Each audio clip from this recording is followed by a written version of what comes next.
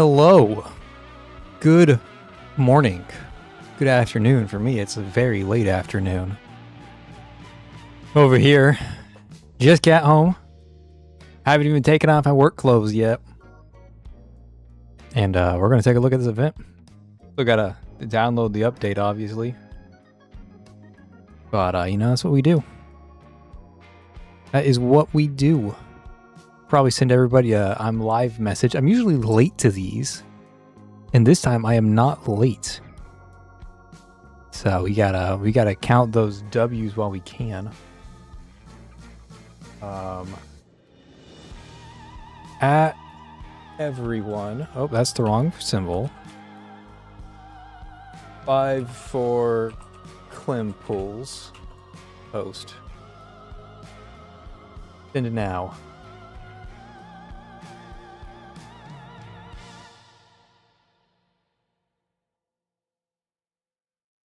All right, we're good. We shared to the Discord. Everything's good. We're golden. We got a nice cup of coffee. We've got a contractor who's supposed to be on his way. I'm not sure if he's going to show up. Be nice if he showed up. I have some things that need to be fixed.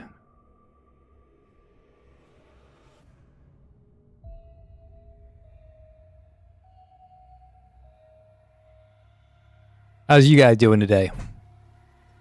Chat doing well? Anyone super excited about Clem? I'm not seeing too much excitement for Clem.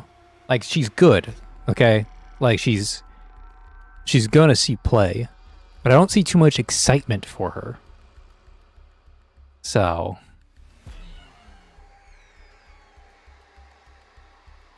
Is the new unit worth it for Zhao Feng since I started when Zhao Feng dropped and got her? If you have Zhao Feng, then yes, this character... And, like, you're using Zhao Feng, right? Then yes, this character is worth it.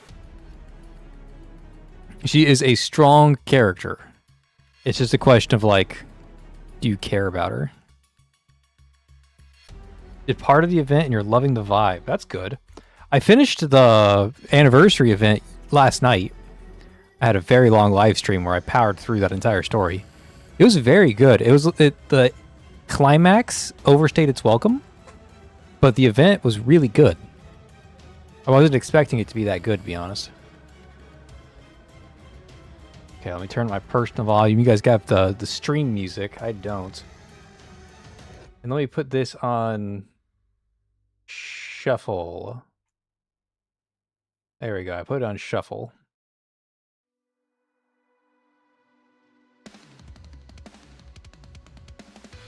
Don't jump to conclusions. Okay, so it used to be, before I hopped companies, that I would show up to these banners as they released. Now, this banner is already released. So we're just going to hop right into it.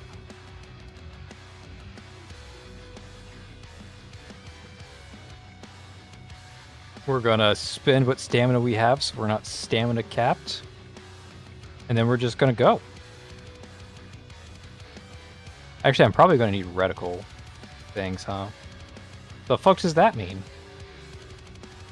Did you guys see that pop-up? What was I supposed to understand from that pop-up? Number sign, number sign. I clicked it so fast I didn't even register it.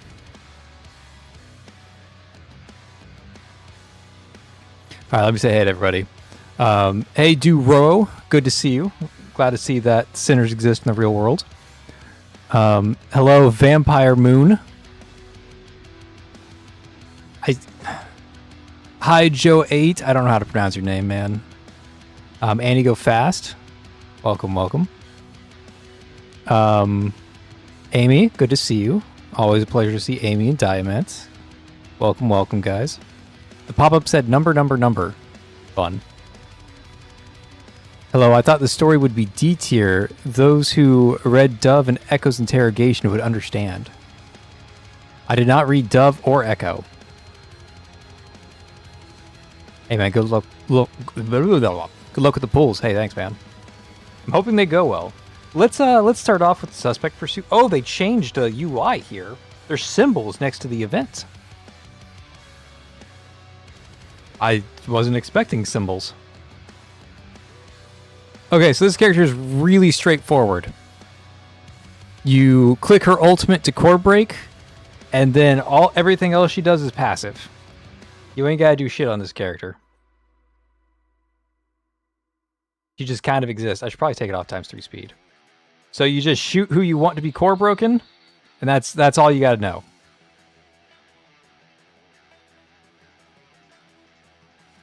That's all you need. Just core break some people. She does everything else passively.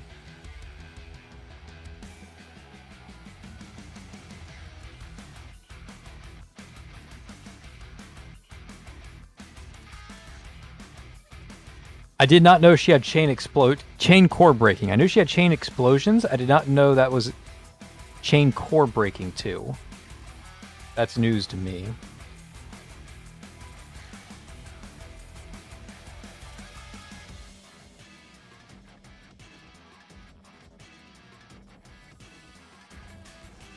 Of course, the team that doesn't need crime brand help gets more crime brands. Oh boy.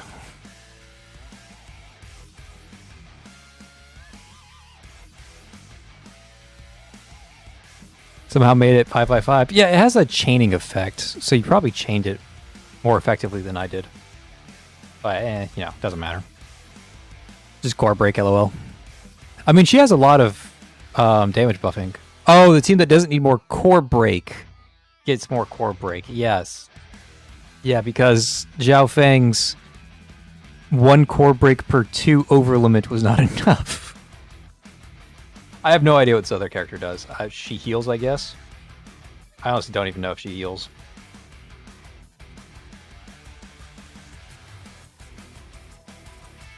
Granting all allied units within skill range, yeah, healing. Okay, so yeah, she's just a healer.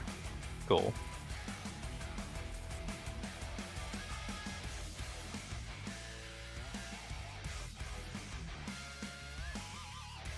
Boink.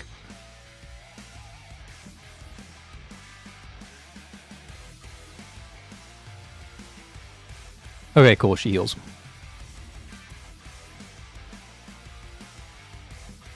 Team preset slots have been increased. I was just running out of team preset slots, honestly. Yes, Wind Knot is elemental damage, yes. I ended up falling for Propaganda and pulled Zhao Feng, but from here on, I'm saving for Celine and other Paradisians. Fair. I definitely contributed to the Zhao Feng Propaganda. Although, I was anti-Ji Xuan Propaganda, so I feel justified. I started some propaganda, and I spoke out against other propaganda. So I'm like net neutral on the propaganda.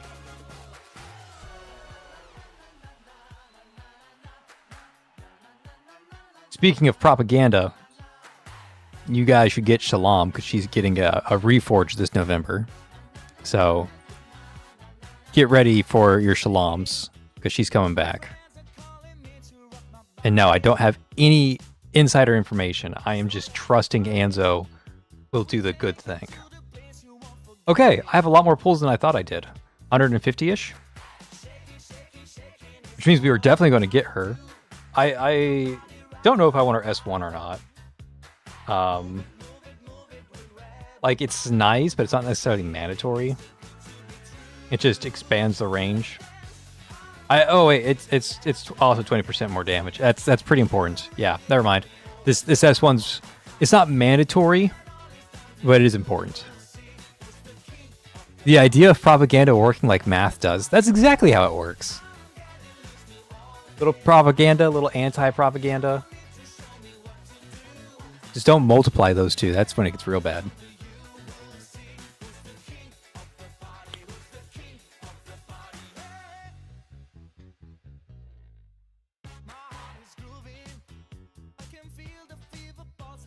As someone who doesn't like the Maldi team, Zhao Feng is super easy to play. Yeah, I agree. I'm surprised they're able to make an overlimit center who's like reasonably easy to play, especially when the first overlimit center was Zoya, who's animation canceling each and every single attack and like super micromanaging overlimits and trying to get a kick after a certain number of ults while the overlimit is still active, while like min-maxing her crit chance. Yeah, super complicated, Zoya. And you go to Zhao Feng and it's just spam ult. It's just night and day difference. Okay, we're probably going to shoot for S1. I think S1's rather important. Not mandatory, but like nice to have. I kind of consider S1 to be the default for most centers. Like if I talk about the cast in general, I'm talking about the cast at S1. Because there's just so many characters that at S0 they don't function. But this is a character that does function at S0, but you know, she's holding true to the Pass Nowhere wants you to S1 everybody kind of motive. Okay, 10 pulls deep, here's the 20. I have no idea what my guarantee looks like. I'm assuming I have no guarantee, but what do I know? And we've got the hype music going on right now. We got some insatiable fiesta. They're also going to give a set for Clementine that gives energy per 200 overlimit gained. Holy shit. Okay, so that was the one thing that I was going to bring up later, is that it's really weird to have Clementine who like demands SP. Like she has a pretty high SP cost, surprisingly. Like 28? That's pretty big deal. Especially considering that Clementine is on an overlimit team and cannot receive any benefits from Empower. So like, how do you combat this 28 energy cost? Well, you use Empower, but you can't use Empower because you're using overlimits. So how do you deal with this? And apparently, they're just making a crime brand set for it. So, crazy. Okay, third 10 pull. We're still in early territory on these pulls.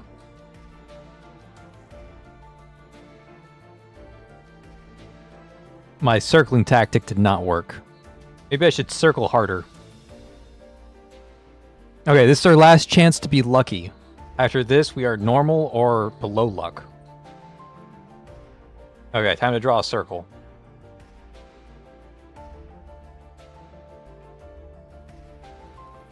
Alright, we drew a circle. It's a B rank. Okay, no circles. But we did get 2 of the A rank, which is nice. Alright, are we average luck? Average luck or unlucky? You guys decide. Actually, you guys can't decide. Path to Nowhere has already decided. There it is. Path Nowhere punishing me for not signing on the dotted line. What can you say? I'm now unlucky.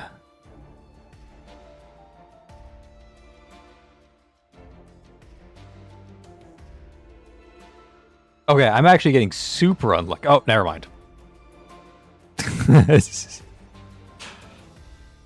We're just regularly unlucky, not super unlucky. Okay, and we got her. Okay, we're on par.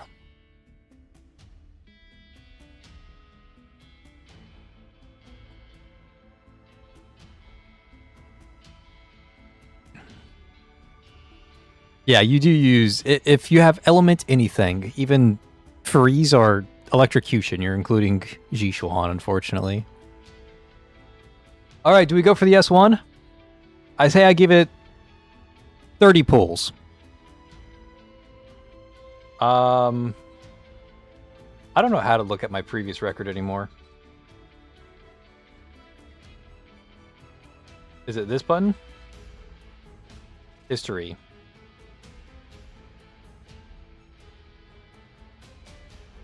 That was guaranteed. My last one was Lady Pearl, and I definitely did not pull for a Lady Pearl. So yeah, that one was guaranteed.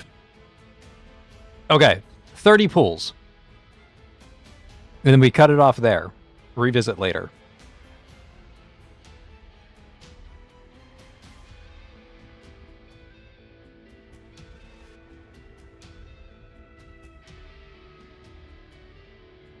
$20 more pulls.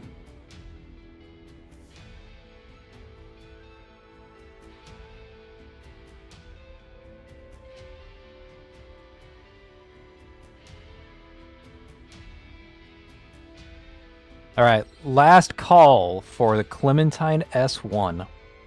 Anything after this goes on to goes towards pity build up for Celine, Isomer.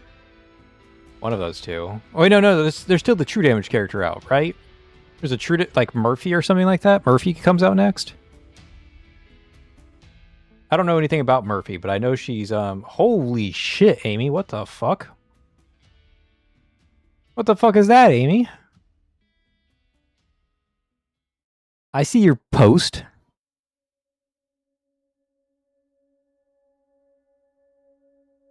Okay, yeah, Murphy's next. Okay. I mean, it's why are they giving true damage teams a wave of support? I don't understand. Like when Path Nowhere chooses to send waves of support.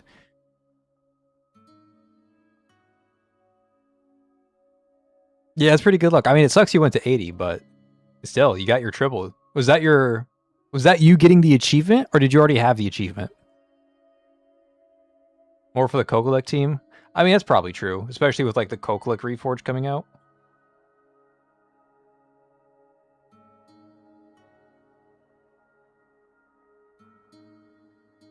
Okay, luck is not on our side. I know I said 30, but am I greedy? You know what? I think I'm greedy. I think I'm going to do 4 singles and then take it to 50. Let's do 4 singles real quick. Get it to a nice round number. We got a Zephyr. Hey, that's a good omen. I'm a big Zephyr fan. I never use her though. Even so, I'm a big Zephyr fan. I just have so many characters I'm a fan of that I don't have time to use her. I've got a Zephyr guide on the channel. That's pretty hype. It's one of my more favorite guides, honestly. One of the very few guides I did for an S rank, or for an A rank. But she was worth it. Okay, this is it. I know I said 30 pulls earlier. We did 50 instead. Luck is just not on our side today, though. I don't think it mattered that we went all the way to 50. Wow, a min 10 pull to end the pull session. Oof. That's a sign to stop. So we're stopping. Oof.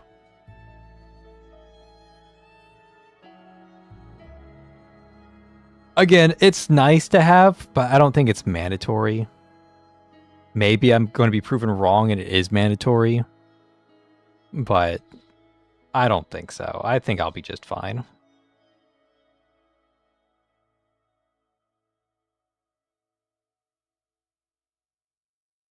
Infield pulls. Infield pulls were brutal. Do I have an A-B characters tier list? No, I just have the large overarching tier list from... The latest one was in January. Gonna update that. I mean, it's the season to update the tier list. Right? Like, twice a year updates. Do it in January, do it in June. Like, it's about that time.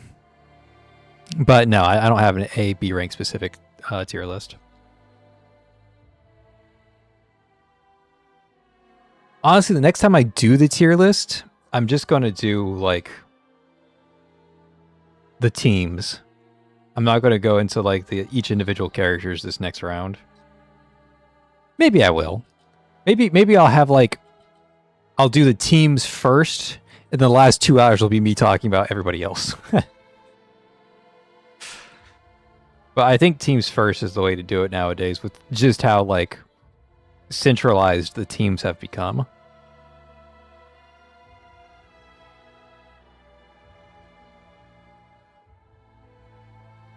Nowadays, there's, like, a gap.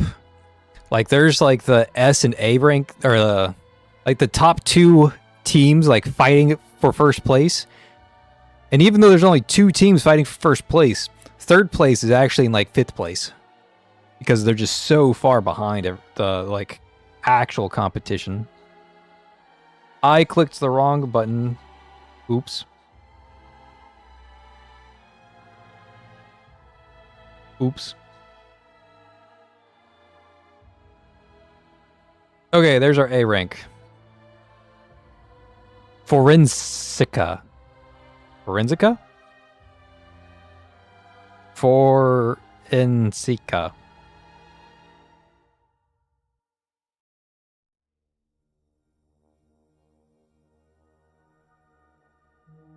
Oh, she heals allies with her auto attacks. Nice. Open supply chests. Give me like 220 of those. My contractor has not shown up. And he has not left me a message.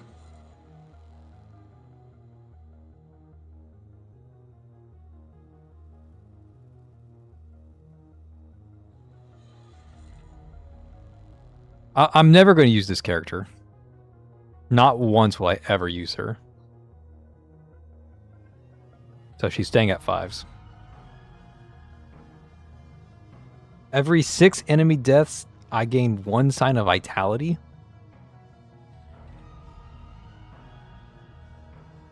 This is so convoluted. She heals. That's all you really need to know. She heals. She does it uniquely. It's fun for a new player. For me, it's just a healer. You're a beginner, and that's why you only have A and B ranks. Yeah, that makes a lot of sense.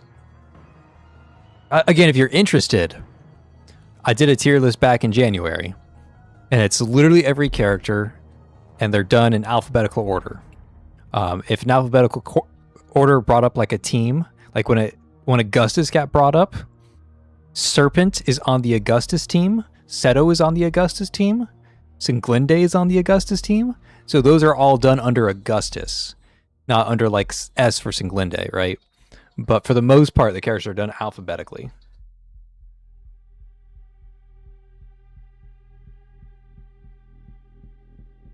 Healers are painful because Shin exists. Yeah, that's the I've been playing for a few months privilege right there. Why do anything when you could Shin? Why use Cabernet? Shin exists. Why use Infer? Shin exists. Why use Hamel? Shin exists.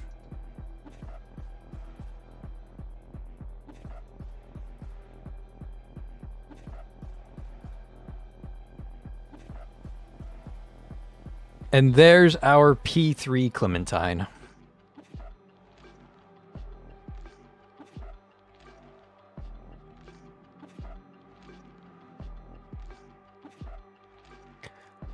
Her voice isn't my favorite, but it's done well.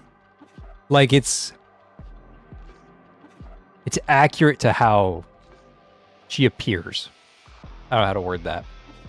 Like I'm a fan of the voice acting. That being said, I'm not the target audience of that voice acting.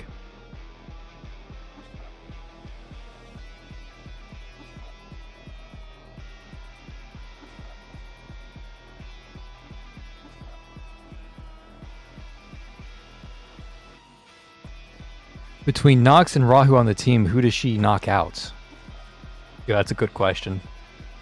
I had this conversation last stream where, like, who's better?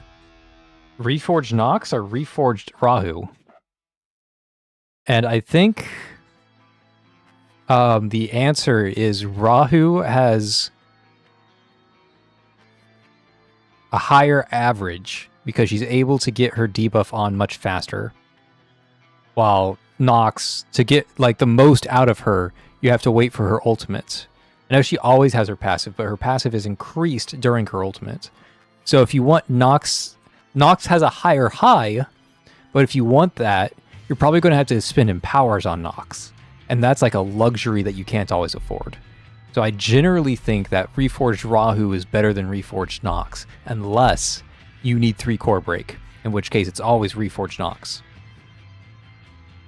So that's my thoughts on the matter.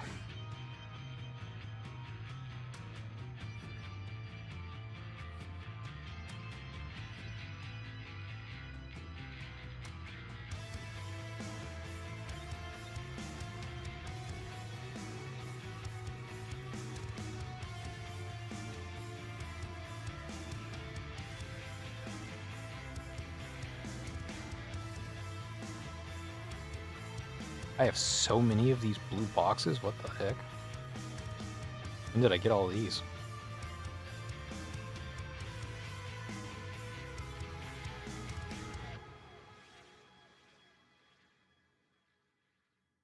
Why use Hamel? You fail to consider artificial divinity is kicking my ass with Shen only. I do fail to realize that because I've only tried it with Shattered Blade. I tried it once with Yao. And I was like, fuck this. I'm going back to Shattered Blade. But I hit 280k with Shattered Blade, so, you know. Just use Augustus. Shrug. Okay, whenever a Crime Print Mark Bearer receives Wind Gnaw damage 3 times, Clementine attacks deals extra physical damage to that enemy. This damage cannot trigger this effect. Only be triggered up to 3 times per second. For each point of chief energy gained, Clementine's physical damage increases by 1.9%, stacking up to 10 times. When allied centers consume chief energy, this buff also applies to them. Clementine infuses malice into her bullets, triggering bat disturbance twice consecutively. The second bat is extended to a 3x3 square. When the ultimate deals damage to enemies whose cores haven't been broken, it deals an additional 1 core damage, triggering up to once per enemy per ultimate. A what?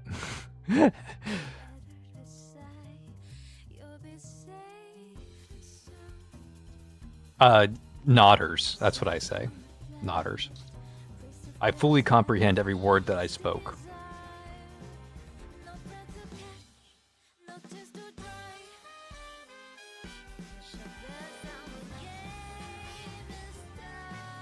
Let me open 16 of these bad boys and we'll level up all these abilities. Oh, come on. Don't give me the recovering consciousness. My Shattered Blade team is really strong. That's all I can say. Here, while I'm losing consciousness, I'll show you. But for me to show you, you first have to behold Isomer. I'm actually really excited about Isomer. Isomer is she's just Shalom. She's Shalom, but cubed instead of triangled.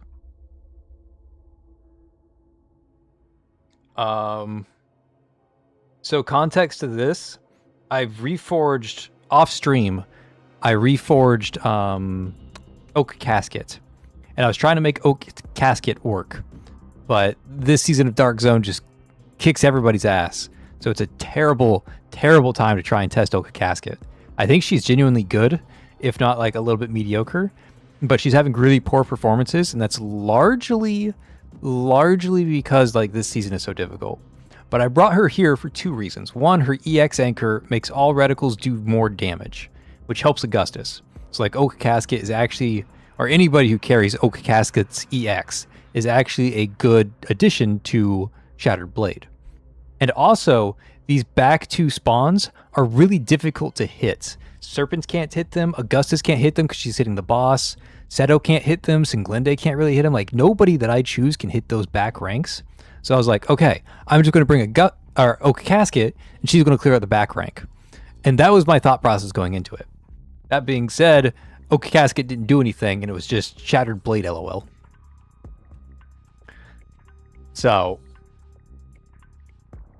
just melting the map instantly, of course. Shattered Blade doing Shattered Blade things. The important thing here is trying to kill this top... Trying to kill all these corners, because the enemies are all spread out in corners, and if you get unlucky with the RNG, then those enemies don't die. And when I say unlucky with the RNG, I mean like Augustus's RNG. Like, it really matters where her blades end up falling, because she doesn't clear the waves if you get unlucky with where those blades fall. So your scores very wildly based on who Augustus decides to shoot, and you have very little control over that. But yeah, it's just Augustus doing her thing, and everybody else like desperately trying to clear these waves. And I say desperately because they struggle to clear these waves.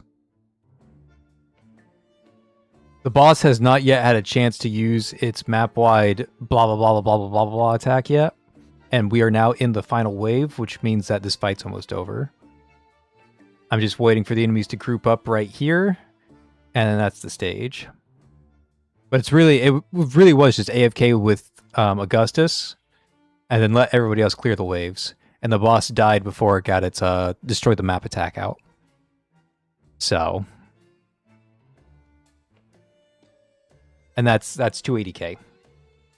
So that was like my first oak casket test, and it looks pretty good, right? I got oak casket on the thumbnail, and I've got her at 280k. Like, that looks phenomenal. She did stuff like she was wave clearing. You'd think that this would be an incredible oak casket showcase, and then you go into it, and she did less damage than Seto. Seto did more damage than oak casket, so she didn't really do shit. She was just there for the fucking ride. Which, you know, fair and valid, but...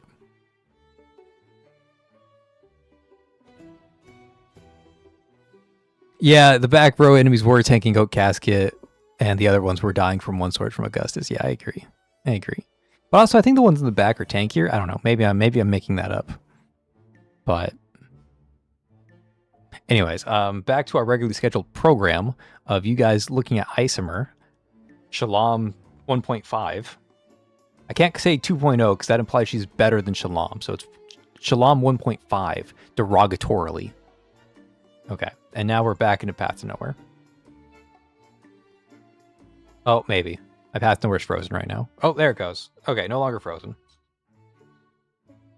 Okay, ECB. Oh, Jesus, what is all this? I've read this a few times, but it's been a second. I have to remember. When Bat Disturbance disappears, that's her ultimate, Clementine gains 1 energy. If equipped with Chief Potestas Overlimit, she additionally gains 30 overlimit value. Okay, so this is the overlimit battery. You at least want this ECB2. You probably want an ECB3.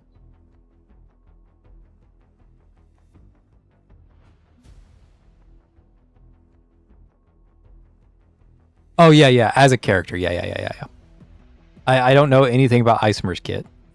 I'm just saying, like, as a character in the story of Path to Nowhere, she's like a slim, authoritative Paradisian woman using geometry to defeat her foes.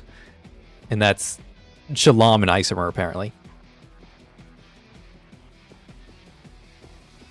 Okay, so I'm going to go to ECB2, and I'm going to stop there. Personally. And then I'm assuming you give her THC. And you just go from there.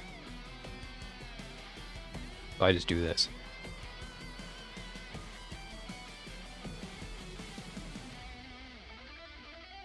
That's what I'm assuming is the move.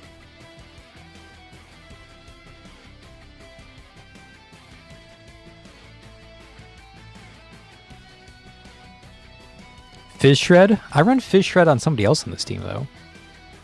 Like, who do I run Fish Shred on? Teams, Xiaofeng. Oh my god, so much has changed. God, this would be so cool if these tags actually meant something. Yeah, I run Defense Shred on Rahu already. So I don't really need it on her, unless I'm replacing Rahu, which I might be. I don't want to replace Rahu. I think I replace Infer. Because I like Rahu.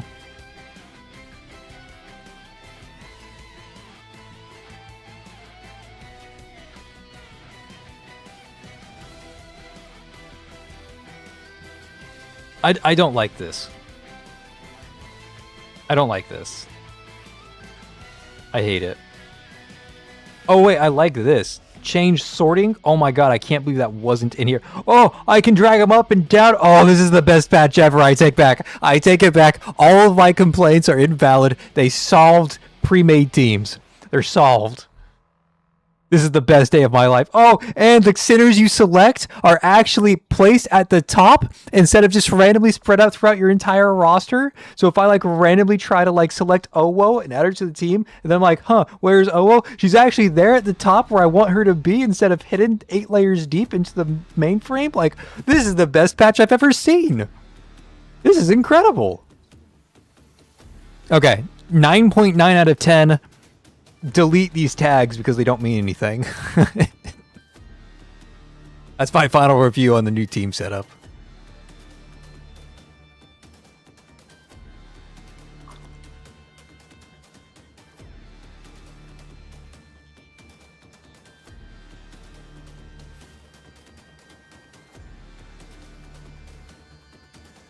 Oh, and look at this. I want to make a Clementine video, right? So to make it clear to the audience that I'm using Clementine, what I used to have to do was to have to remember which 6 characters I picked and then delete them backwards and then re-add them forwards.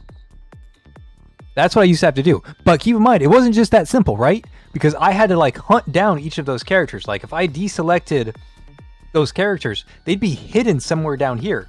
And I'd have to find them like a game of Minesweeper. But now I don't have to do any of that. I can just click change sorting and drag her up front. And now the audience knows that's who I'm focusing on, Clementine. She's the first one. That's incredible. That's really nice. That's actually insane. And then like right now, let me change this. This is long played. It won't let me do it while I'm streaming. I don't know why, but it won't let me type when I'm streaming. Oh, it did it?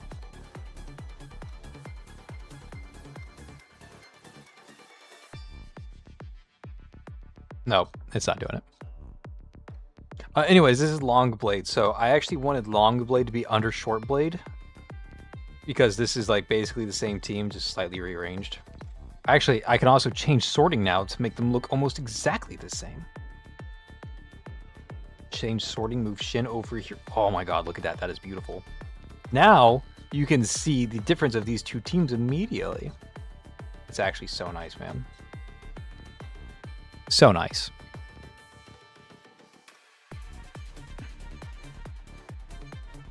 That's so nice.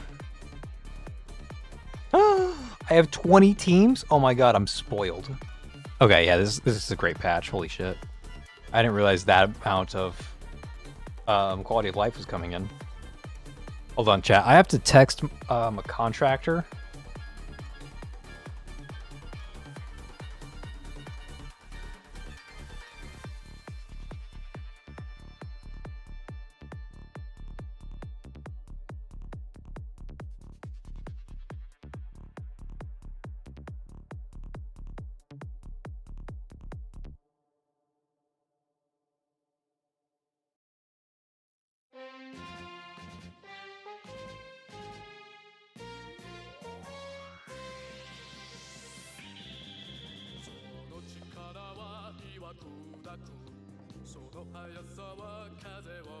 All right. We're back.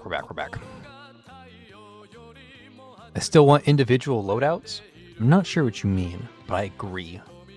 I have no idea what you're referencing, but I agree.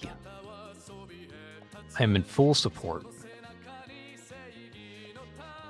Okay, so we run Zhao Feng. We run...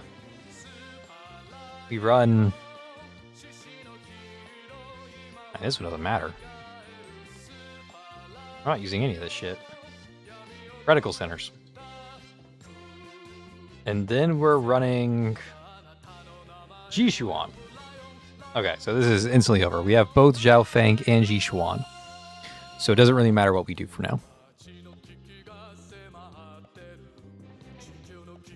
And I'm going to go to my Zhao Feng team. I'm going to put it on ×1 speed.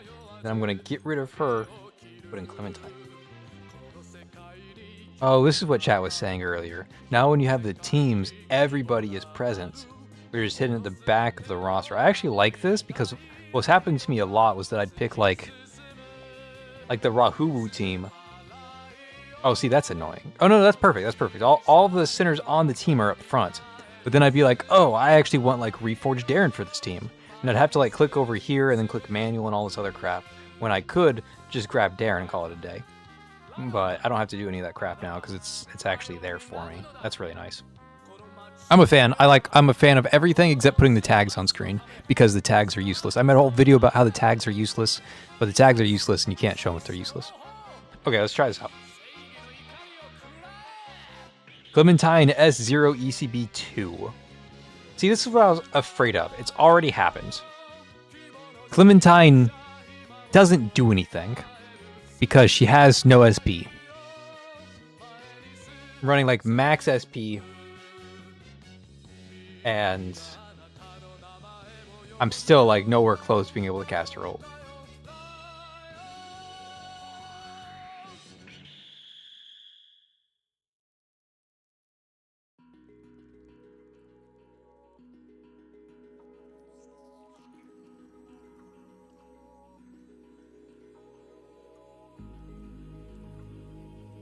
Okay. So I'm very concerned about the future of Clementine for this very reason, that she's so SP reliant. Don't know how to solve that. Aside from her getting a crime brand that solves it for her, apparently. That's a different conversation entirely. Because what, she just steals all of Ji Xuan's energy? Like, that doesn't seem right. Because Ji Xuan demands those energy drops.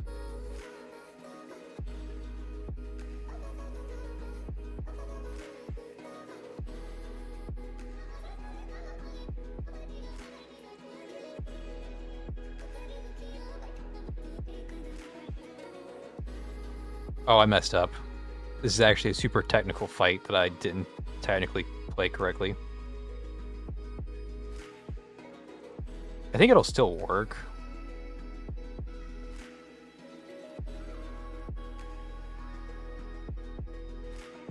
I also don't have the same core breaking I did with Infer. Like, even though Clementine's supposed to be a core breaker, I actually have less core breaking because Infer's so good at core breaking. Infer is better at core breaking than Clem.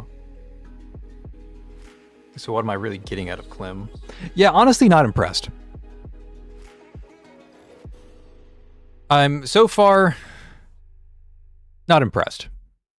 Not impressed as you get 283k in Dark Zone. But 283k, I am not impressed. That's my final thought on the matter.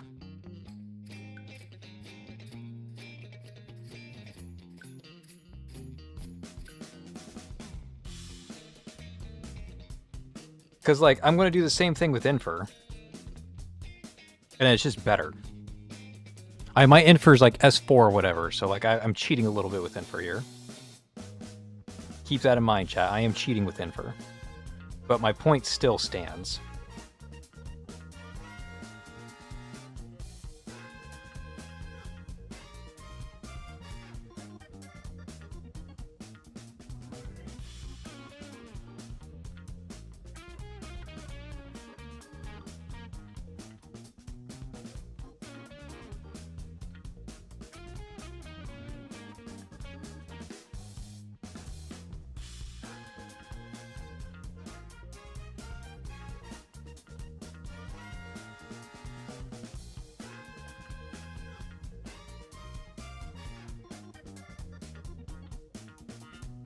Okay, so I'm just able to hit the go button a little faster with Infer. 286.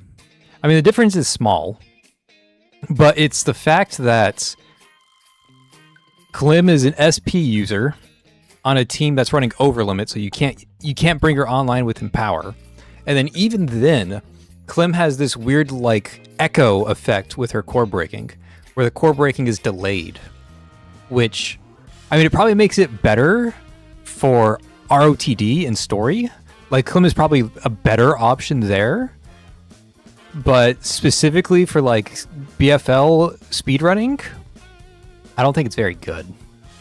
The echo effect really lowers her power level.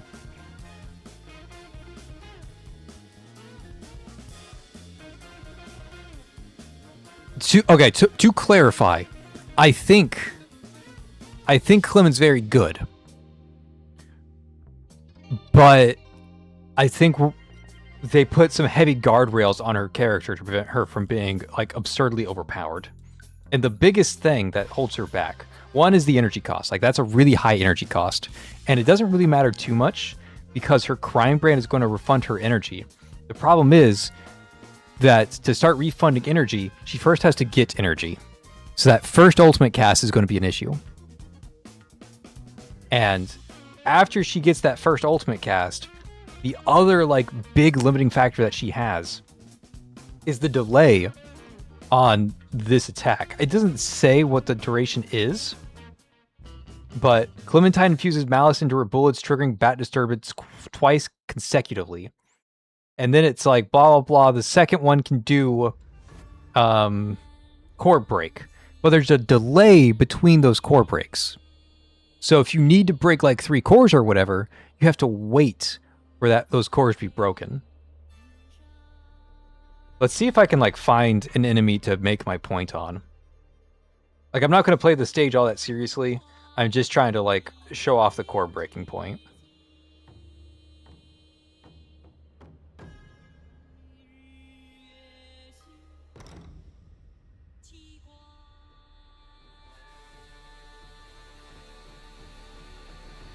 Okay, so let's say that I want to break these 2-chord enemies in the back, right? Like, that's my target. With Rust, I can just break them instantly. But if I use Clem, I break 2 cores. Okay, maybe I misunderstood something. Does she have 2-core break by default, and then it turns into 3 later? If that's the case, it's much better than I was previously giving it credit for. Like, does she have, like, Mania Intensify? Yeah, do an additional core break damage. Okay, that makes her significantly better. She already breaks 2 cores, and the subsequent ones break 3? Like, break a third, or do the subsequent runs break a fourth? Because this changes everything. Like, it's worth being slow now.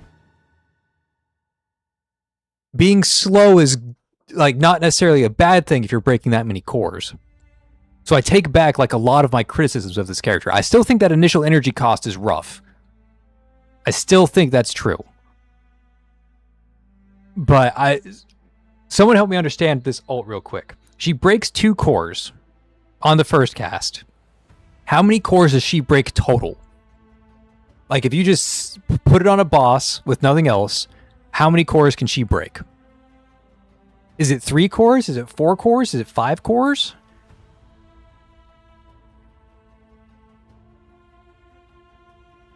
Should I go to a different stage and find out? This stage is very difficult to find out on.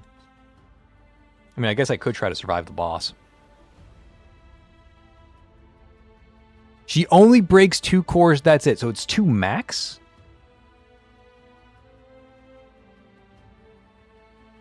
Two max breaks per ult cast. And okay, so the second subsequent casts don't do any core breaking?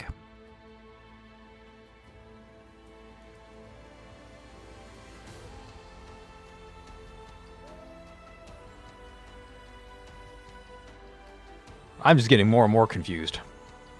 I thought I understood. But apparently, reading is difficult.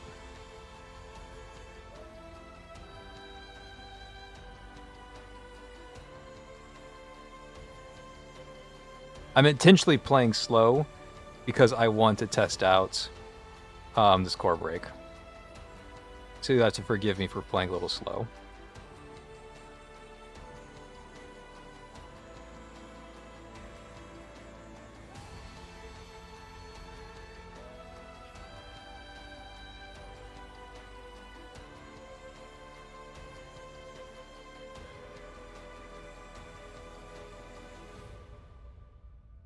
Okay. We're coming up on the core break, I think. Now, this next cast that he does is the core break cast. Yeah, Obsession. There's the shield. I can fight him now. Okay, so he's down to 4 cores. If I do this, I break 2. And there's subsequent casts. The subsequent cast only trigger when somebody else walks there? Do I need multiple targets for the subsequent cast to happen? It's like I see it just kind of sitting there ominously. But it's not doing anything. Like, what does this little blossom represent? Like, how should I interpret this purple flower?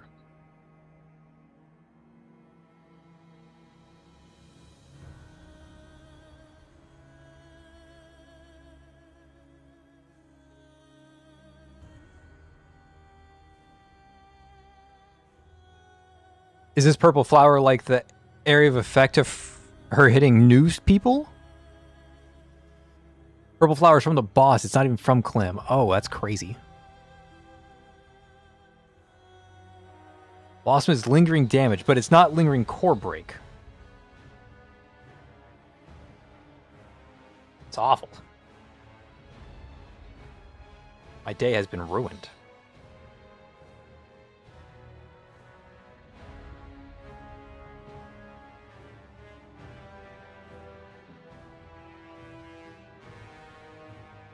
Okay, the energy refund is nice. Like, she generates overlimit pretty well. It's lingering core break to mobs. Okay, so it does have lingering core break to new targets. It's so fucking confusing. Doesn't make any fucking sense. Suspect pursuit. Doesn't make any fucking sense at all. I'm gonna pretend like it does. But why does it have like a core break cap per enemy? I don't understand. She's actually probably really good, like, solo, like, not in an overlimit team, just, like, you run her as the damage dealer. Like, that's probably really good. Like, imagine, like, this is your first character in story, and she's just, like, obliterating the entire map for free. That's probably really fucking strong. You just pour all of your empowers into this, and you just, like, have a Nox. Like, this is like, a super powered Nox in story, I'm sure.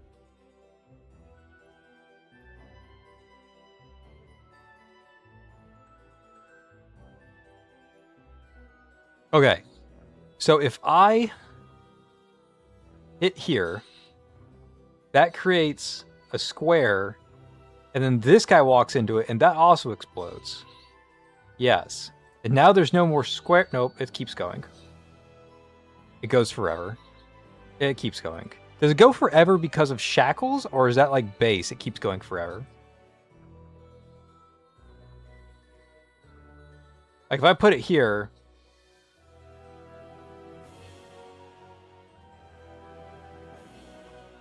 Okay, it's broken in story and stuff. Like ROTD and everything, like this is broken. Like that's absurd. But in BFL, I think she's kind of weak. Still, even with me learning more about her kit. Like learning that she 2 core breaks immediately, that's a huge plus. That being said, do you care when she's like locked behind SP? Because that's really hard to ask. It's an overlimit team. I mean, you probably do care just because she's generating overlimit herself with her ECP, which I can't see here. Like, maybe it's worth it.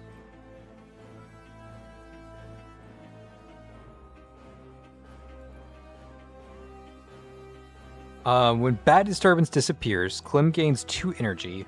If equipped with Chief Attest's Overlimit, Clem gains an additional 45 Overlimit value. Does that matter? Probably not. I don't know, how many times are you making Bat Disturbance disappear? Is it like a significant number of times? During this period, attacks all enemies within skill range 6 times, dealing blah blah blah per hit.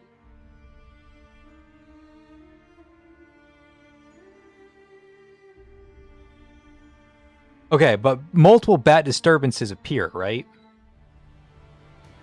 The second Bat Disturbance range expands. Yeah. So you're getting like a full overlimit from her ult.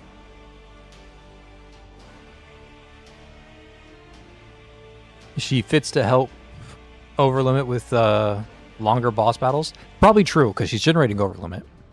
I mean, that makes sense. But again, that's a scenario where you're able to get her first cast. I think her first cast is very important. Now, an overlimit team, like, you're generally trying to defeat the stage. Like, you don't want to wait for 28 energy cost on an overlimit team. You want to finish the fight in 28 seconds. You want the fight to already be over when that's reached. So, the SP, like, gating here is actually really huge. In my opinion. Because, like, okay, so Infer also has a really long, like, startup, right? I mean, my Infer's really high shackles, it doesn't matter too much for me, right? But Infer has a 40 energy cost. It's less than that because she has a ton of, like, SP regen and everything, but you guys get the idea. But the thing about it is that Infer can immediately use her ECB to assist. She has, like, immediate payoff if you need it. If you compare that to our new Clementine, Clementine has no immediate payoff. Like, her ECB cannot be used at the start, her ultimate cannot be used at the start. The only thing she does, and like Crime Prince, isn't that it's done ultimate damage? Yeah. So the only thing she does is when your overlimit center consumes energy, they do more damage. It's the only thing she does, like, out of the gates. Everything else is locked behind her ultimate. That's locking, like, 80% of her kit behind her ultimate.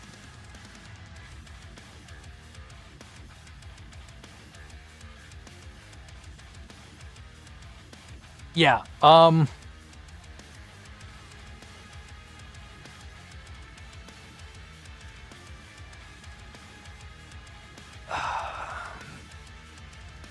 I think she is better on non-overlimit teams.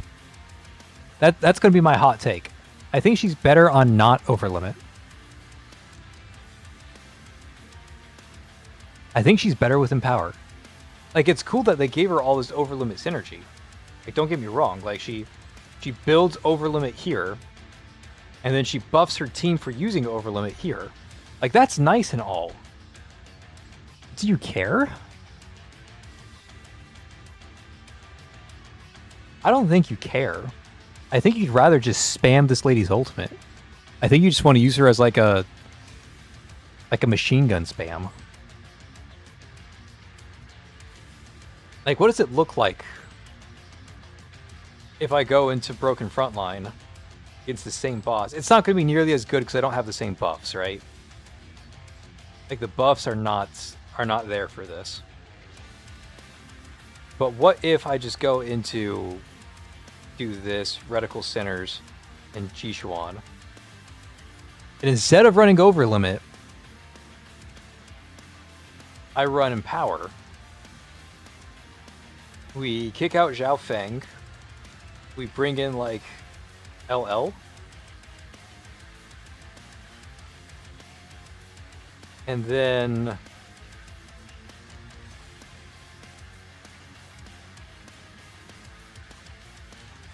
still want Rust. Rust is kind of mid. Looks kind of mid right now. I think we do this setup. Pick our crime brands real quick. Okay, looks good. Let's go ahead. Let's try a full DPS Clem. I think this is actually going to be like a better showcase for her. Because she's not doing anything in the overlimit team that nobody else can do. ROTD has a Clementine buff. I'm going to try that. I think she's going to be like, that's where she's going to shine, is like non-boss battles. Because again, she has all, like, her kit, her ultimate is designed to do all this wave clear nonsense. So I think that's where she's going to shine better. Now keep in mind, my weekly buffs here are kind of shit, right? I'm running Darren, I'm running Reticle, and I'm running Jishuan. So like, it's shit buffs. So just keep that in mind when you see this gameplay. I'm going to make it normal attack damage, but they're shit buffs.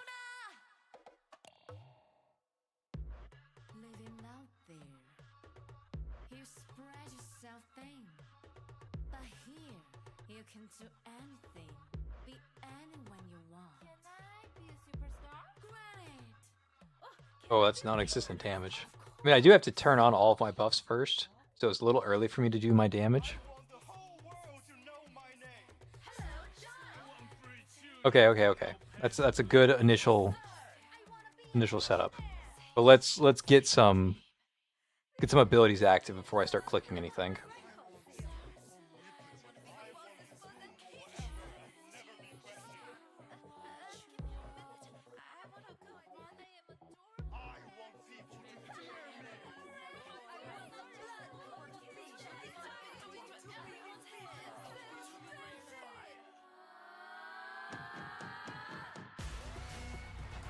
Okay, ult.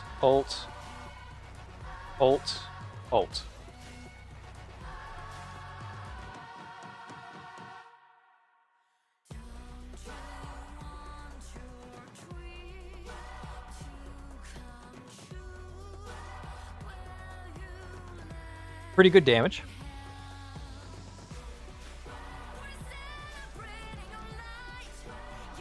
There's no, like, cores for me to chain off of in this fight.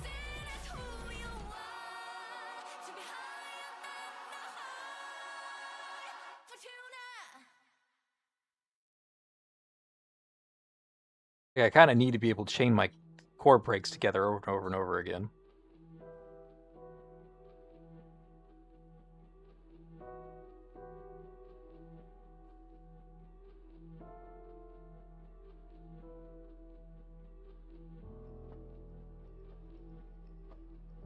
I think there's potential here. I don't think this is the boss fight to do it in, but assuming like there's enough core break, I think that Empower is actually like Empower dedicated DPS. Clementine is the better option. I think. Because I think the overlimit team is just so stacked already that you don't need it. Like it's if you don't have the other overlimit options, then like yeah, run this character. But I think overlimit's so stacked that you don't need her.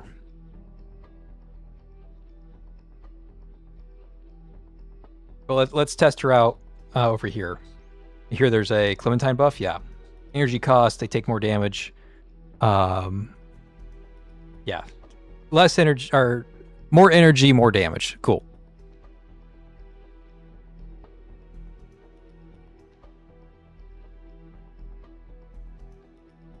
Manual. Where did she go?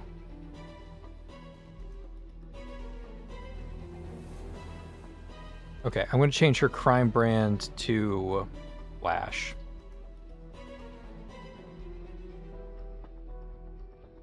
And then I'm going to run her with just generic good stuff.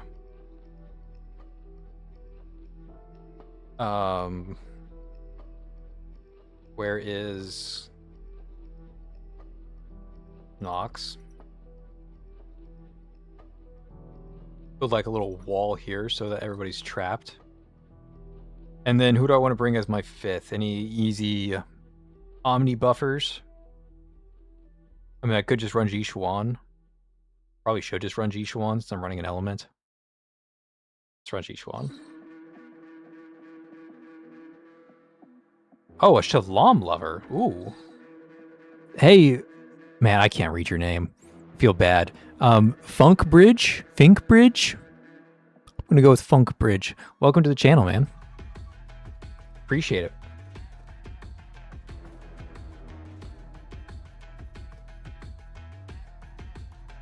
See, this is what she wants to do. She wants to go to these kind of stages and just exist. She doesn't have to do anything. She just exists. And she can just spam like crazy. Because like this is going to last forever. She's going to spawn camp these spawns. So she can just click whatever button she wants to, whenever she wants to. Like the enemies they have to spawn here. I'm not wasting anything when I click these buttons. They're going to be used.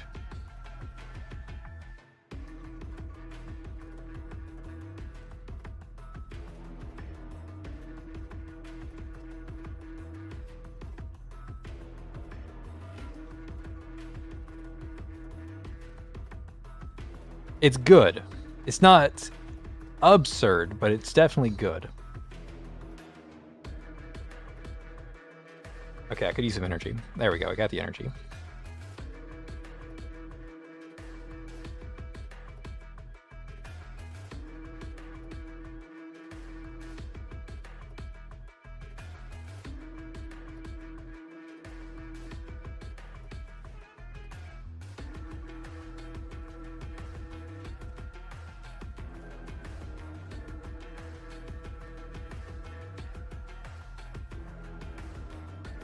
Like this part is genuinely insane. Like this is a great performance from her.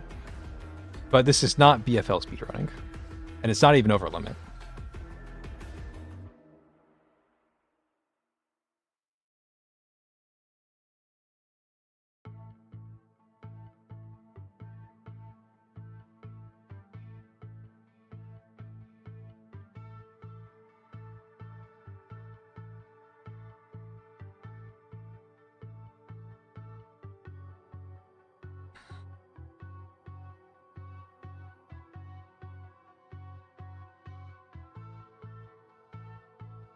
She's fun to play. Again, I just don't think she fits in BFL that well, or like any speedrun kind of category. I think you need time for her to cook. Which is not necessarily a bad thing. But I think she does need time to cook. She's not just like insta-win the stage like most overlimit centers are. Like overlimit's known for just winning the stage as soon as it starts. And this is not that, despite being advertised as an overlimit center. It's more like she can go on overlimit teams. Not that she has to or should. She can.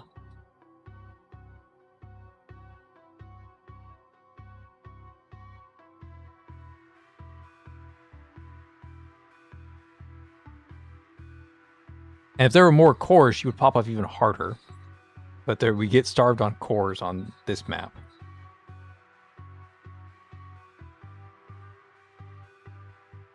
Okay, I'm impressed.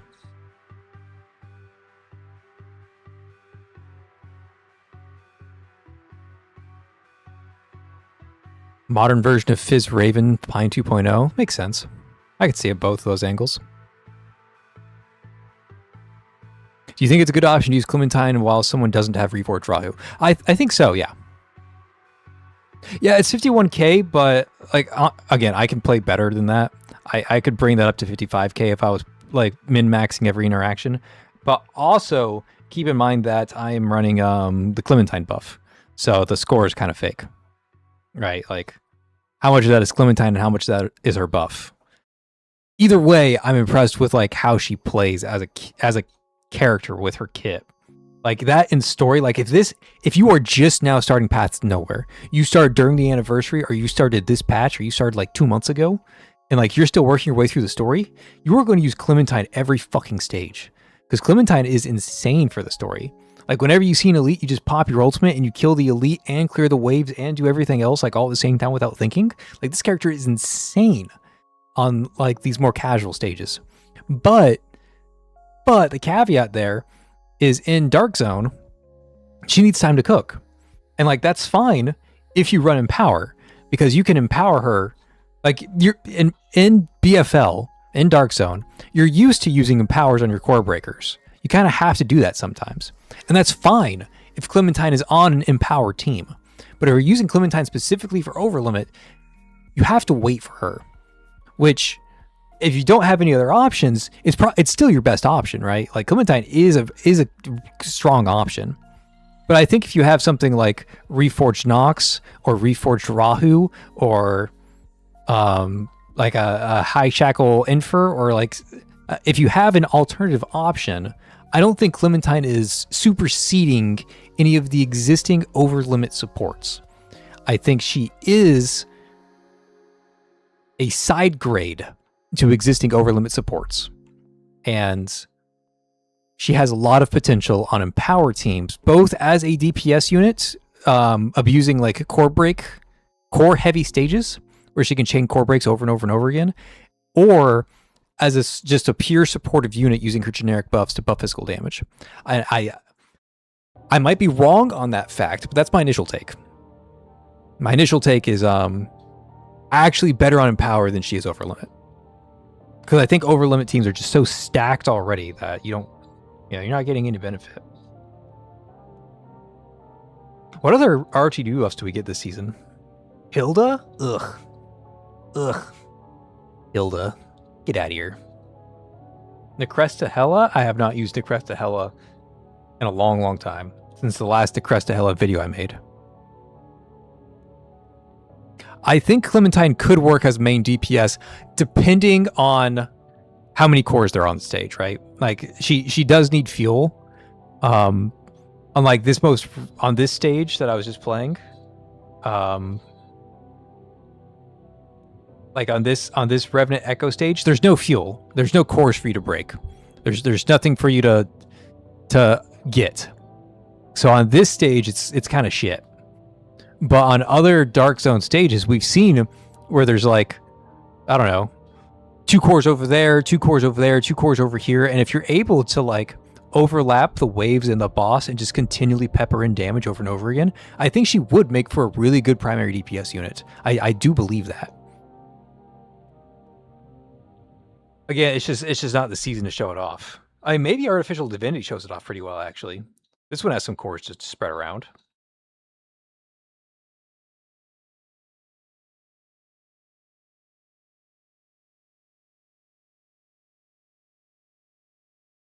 My buffs are just so shit, so it's going to be hard to show it off. Like, this is so garbage. Let's try it. Let's try garbage buffs against the hardest BFL boss we've seen in a long time. Also, my music stopped playing. Let me hit yes on that.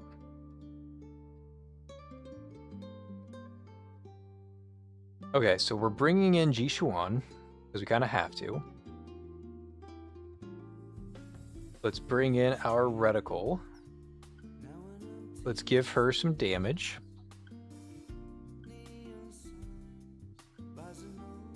We've already got Shen. Let's bring LL into this story. We can bring in Infer and Rust. I like Rust. Okay, let's try this. I think this works. Again, this is my initial impression, right? I could be wrong. I might try this and be like, oh, never mind, this is dog shit. But I think this actually works.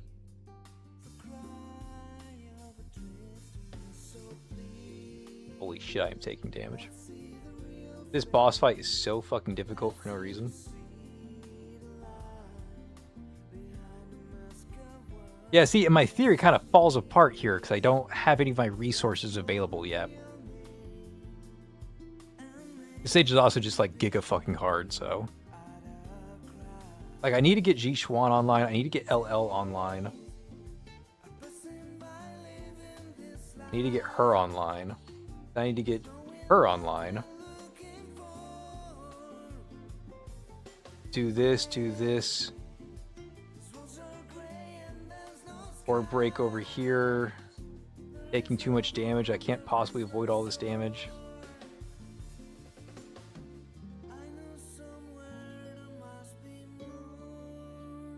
I think there's something here, but I can't execute on this boss well enough right now. But I think there is something here.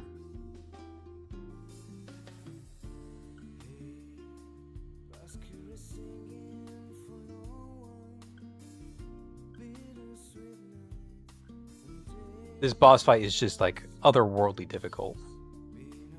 It's not Clem's fault.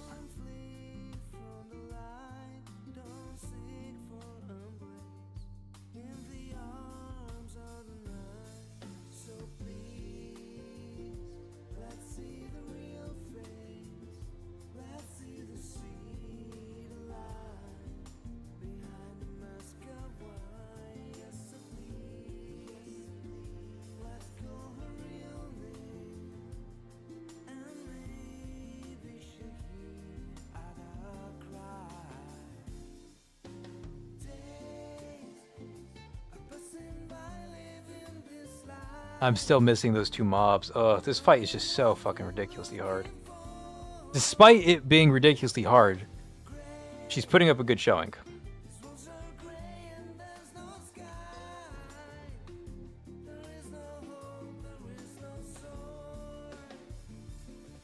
Yeah. I'm gonna wait for a better set of weekly buffs. And I think there's sauce here. But I don't know what the setup is yet. Like, is it Rahu? Is it something else? Like, I don't even know where to spend my empowers right now. Is this the correct usage of my empowers?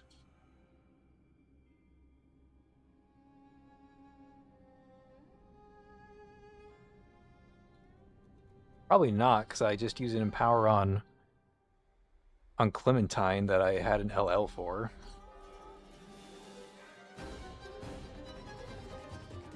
Okay, so like here LL grabs this, and then here she grabs this, she grabs that. Rahu stands here, this happens, Ji Xuan activates, forgot to press Shin. Too much going on. Click over here to hit all of this. Run out of SP, and I die to all the mobs because they're ridiculously overpowered.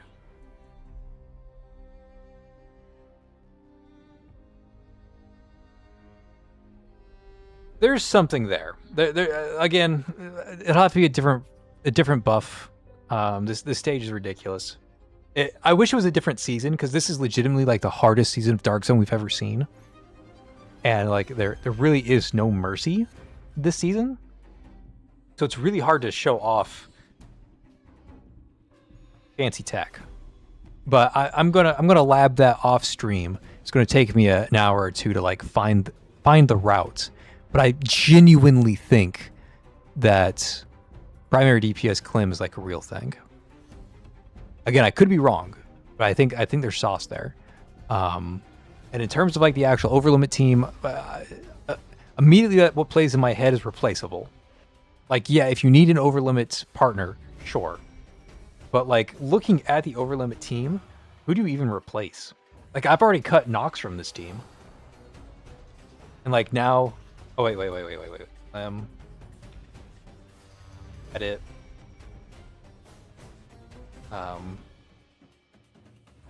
Okay, so like, who do you cut from this team? I've already cut Nox. All right, catch you next time, Motomare. I've already cut Nox. I'm not running like a second DPS. Like running Darren or Reforged Adela. Running Reforged Darren or Reforged Adela on an overlimit team is very good. Because like the whole thing is that you're doing burst damage. And these two like do burst damage. So like I'm already dropping those two options.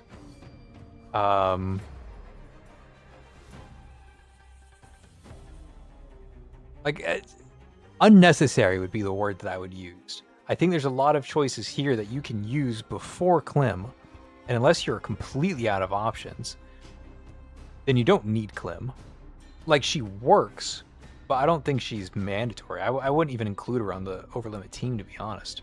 I would consider her as like an option on the overlimit team. So that's where I'm leaning towards.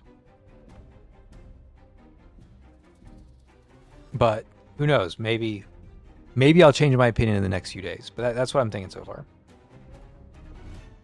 How long have I been streaming? A little over an hour? Okay.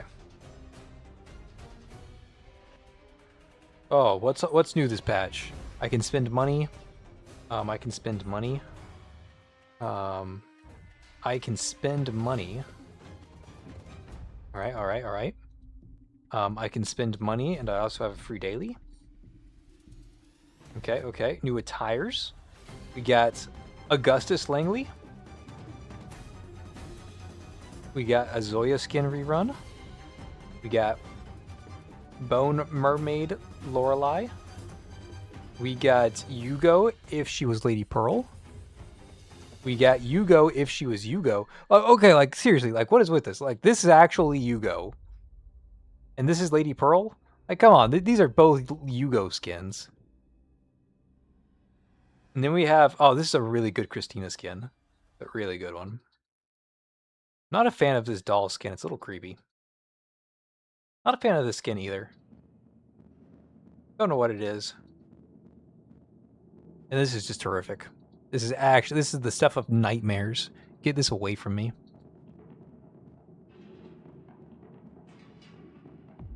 New mementos. Oh, Raven stories at the mementos. Holy shit. Wait a minute. Gorgeous. Fucking chef's kiss. Okay, real quick. I have to show you guys. The bias. It's here. This is my Shackle 5 10. Shackle 5 ECB 3 Raven. And you bet your ass that when her Reforge comes out, she's going to be a maxed out character. She won't be my first maxed out character, okay? Like, some of my Reforges are maxed out. My Rahu is completely maxed.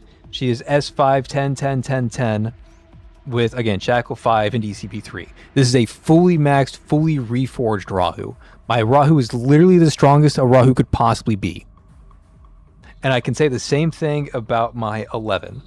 My 11 is literally the strongest 11 that 11 could possibly be. Right? That's just how my 11 rolls. But Raven is going to join that. She's going to be the strongest possible Raven that a Raven can Raven. And to celebrate that level of fandom, we got exchange. We got some mementos. And I'm a huge fan of these mementos. Hell yeah, give me that download. Yeah, put it into use. You kidding me? This was the promotional art for Raven. This is why I loved Raven. I thought she was going to be way crazier. I thought Raven was going to be like actually unhinged beyond reason, and I was so excited for like actually unhinged lunacy. Turns out that she's pretty level-headed, and she's like a school teacher, which is a little disarming, but it wasn't disappointing. It was just disarming. I felt like bait and switched, but I didn't complain. But this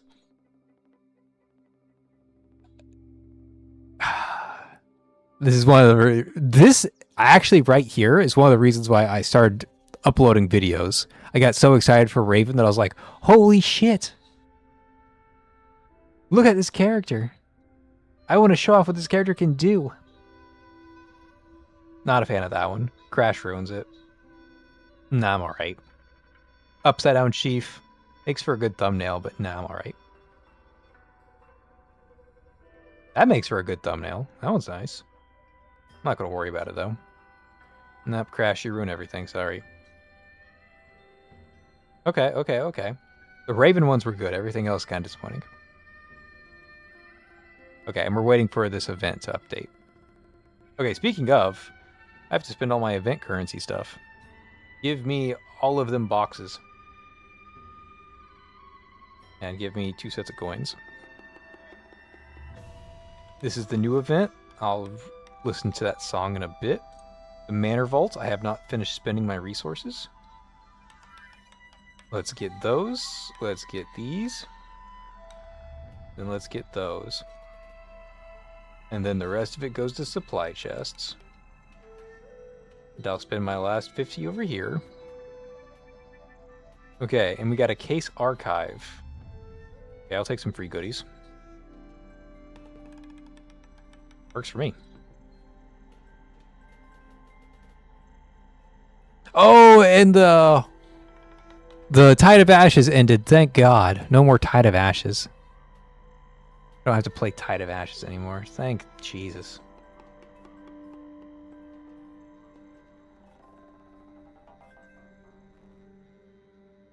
All right, guys. I'm gonna level with you, okay? I don't care about Tide of Ashes. I'm gonna level with you one more time. Tide of Ashes is a genuinely bad game mode that distracts from the greatness that is Path to Nowhere. It is a stain on the game that is Path to Nowhere. I don't care about it. And I only make that one video at the start of the season because everybody asks how to play the battle. But I honestly... It's a bad game mode. What can I say, man? It's been a bad game mode since the very first Tide of Ashes. Actually, no, the first Tide of Ashes was good. It's been a bad game mode ever since the second Tide of Ashes.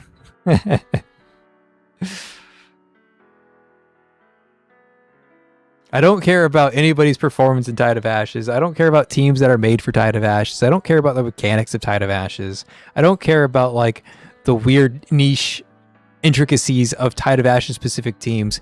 It doesn't matter. It's Tide of Ashes. You can max out Tide of Ashes by putting a single reforged center in the corner and calling it a day. I could go into Tide of Ashes. I'm going to do it here if I can.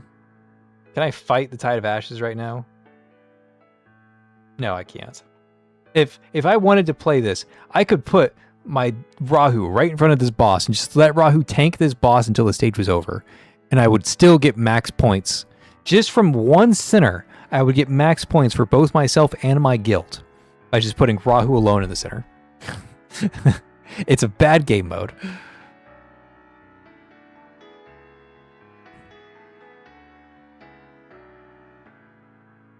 The gameplay of TOA is you stay awake for 3 minutes when one mistake means you got to start all over again. Yeah, it's true. It was really frustrating.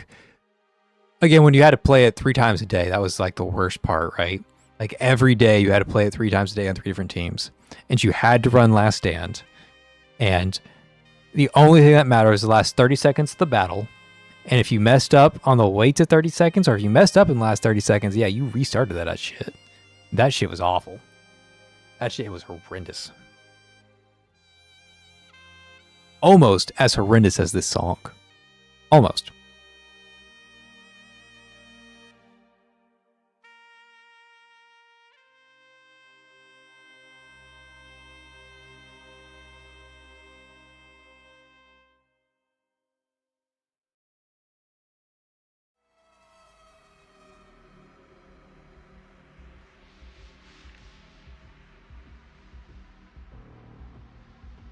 Okay. Whoa, what is this? All lucent effects? What is a lucent effect? Do I have to Google lucent? Like, I've never heard that word before. Am I stupid?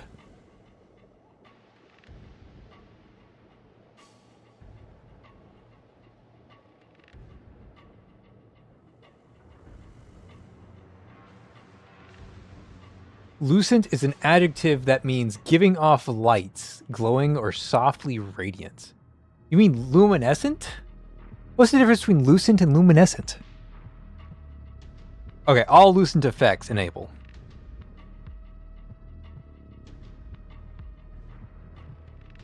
So what, now it glows? What's different now than it was like previously? What if I disable it? What's the difference? Am I dumb? Select all and download. Oh, that's tragic. Okay. Or is it like very specific? Are there very specific things that have those lucent properties?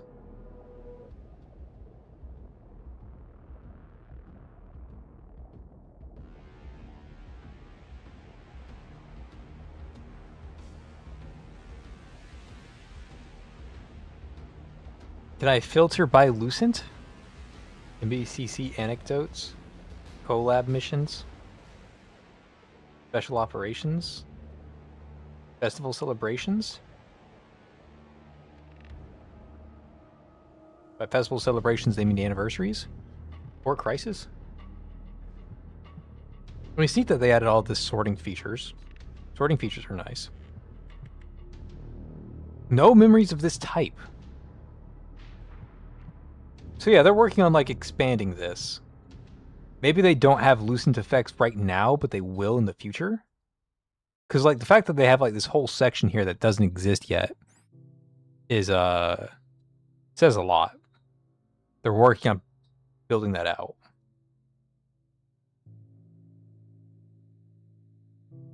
Pretty sure the shinier portraits, maybe.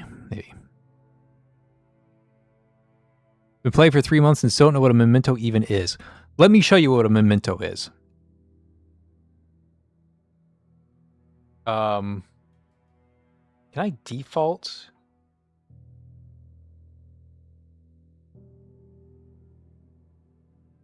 Okay, I turned off all my mementos on accident. I didn't mean to go that far. But I did that for you. So now when I go into a stage, look at the loading screen. I have this basic bitch tooltip loading screen. It gives me an actual like tooltip how to play the game. Right? These are nothing burgers. But if I go into the bureau, I go into my mementos, and then I'm like, ooh, I really like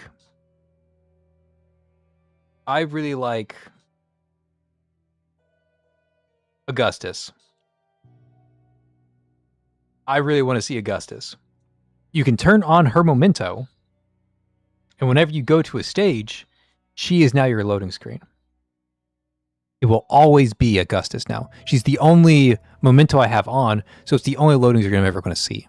I have a ton of mementos, so my loading screen randomizes between those options. But now, right now, she's the only one selected. It's the only thing that could possibly appear. So that's what mementos are.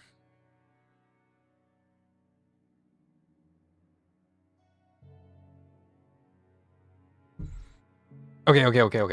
Let me turn all my mementos back on because I didn't mean to turn them all off like that. Got to turn on all the subject R ones.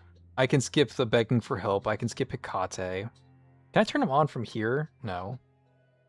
I can skip Chief by herself. I'll do this one, this one. Subject R ones are nice. Do I care about Jelena? Probably not. This particular promotional image was overhyped, and it's a little too much for me. My music is playing, it's just really quiet. Okay. Don't really care about Jelena. I'll grab one Jelena. I'll grab... Is this the horror one? Yeah, that one's a good one. I'll grab that one for Eve. For Stargazer. But care about Dreamflower? Probably not. But care about this one? Not really. Care about this one for Stargazer?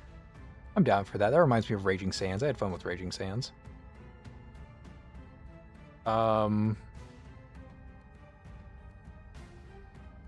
Yeah, I'll put on Ying Ying and Yugo. But care about this Lady Pearl one? It's not bad. I'll bring the Lady Pearl around.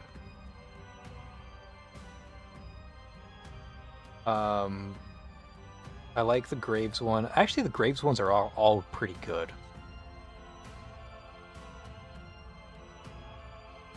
I'll turn on 2 Graves.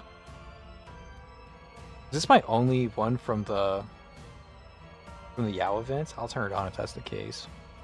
Oh yeah, the Yao event had really bad art because it was in the Eastian style. That's right.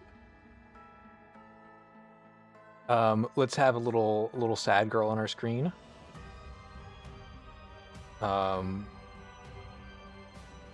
Hypatia. Bring the Owo around. Let's bring on Darren. Jasmine looks good. We'll skip Parfait. Put on a second Augustus. We're going to turn on all of the... Actually, except for that one. We'll turn on all the other Rahu ones.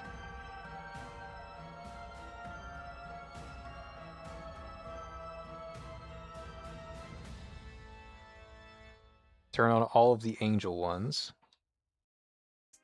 We'll bring in Shin and Pilgia because they exist. Same thing with Darren and Mantis. They exist. Don't care about LL in the slightest. Millie event was fun. Let's use that one. Love me some Dreamy Bubble. Some Zero Appreciation. Synex, sure. Playing with Hella. Random main story stuff. Yep.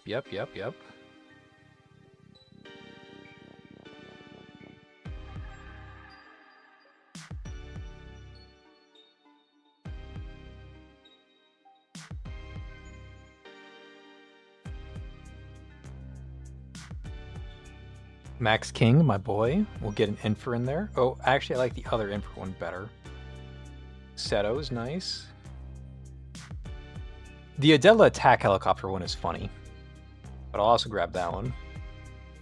Jumping off the bridge. Gotta love me some Hilda. I think the Hilda ones are really good. Might turn on all the Hilda ones. The Langley one's kind of iconic. Cabernet, why not? 99, yes. Camel, sure. Second Cabernet. Third Cabernet. The Cabernet art is really good too. How about that? Corn, we gotta turn all the corns on.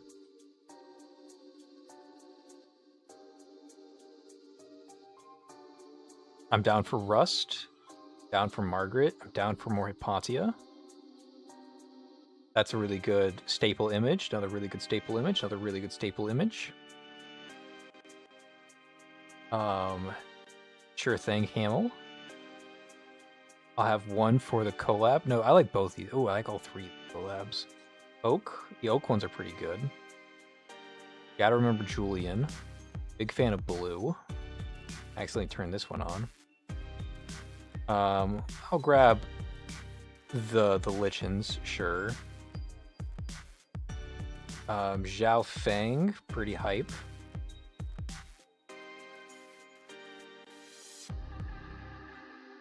Okay, that's gonna be my list.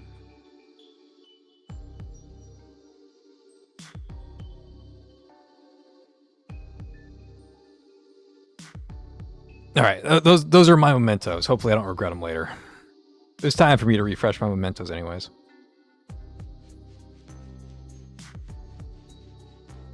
Oh yeah, the Graves one's iconic. Now I'm over here just playing with mementos. Hilda. Okay, last one. Oh yeah, Subject R. Hopefully she comes back to the story. I'm looking forward to her, like a lot. Okay. Normally, I would go on longer. Maybe I still will. I have a contractor coming over very soon. He's going to work on a window of mine because I have a broken window in my house. So I have to go interact with humans. But I might just do a BRB, come back in a bit. I don't know how I want to play it yet, but I definitely need to like interact with that contractor pretty soon. Unfortunately for Clementine, this BFL season is just impossible to do tests on. Like it's not her fault. It's actually the season, and I don't think the story is going to give us that good of a feel. Maybe we can get a good feel out of the EX stages. Maybe. It's kind of hard to say. I guess I could try mania training. I mean, does it even matter? Like, is Clementine in the mania training? No, she's not. So it doesn't matter.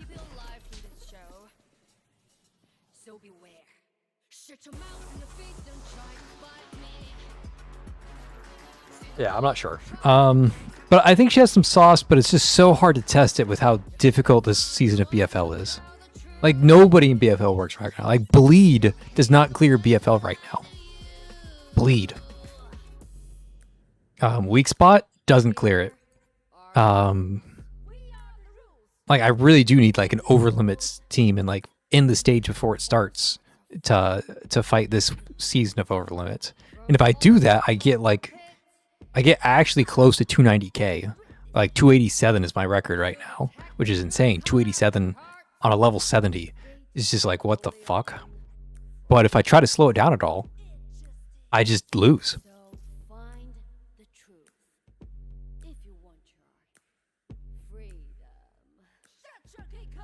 Yeah, the EX stages are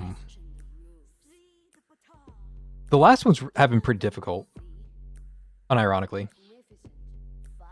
Like this stage with Jasmine, like who the fuck, who at Anzo is the sadist? The sadist was like, remember that Jasmine fight that insta-kills your entire team? Let's make it harder. Like seriously, what? Who? In your brutal, honest opinion, after all the small support weak spot gained off Margaret, do you think they actually fell off? Yeah, I think the team's trash. And the reason I think it's trash is they're sandwiched between two hard truths.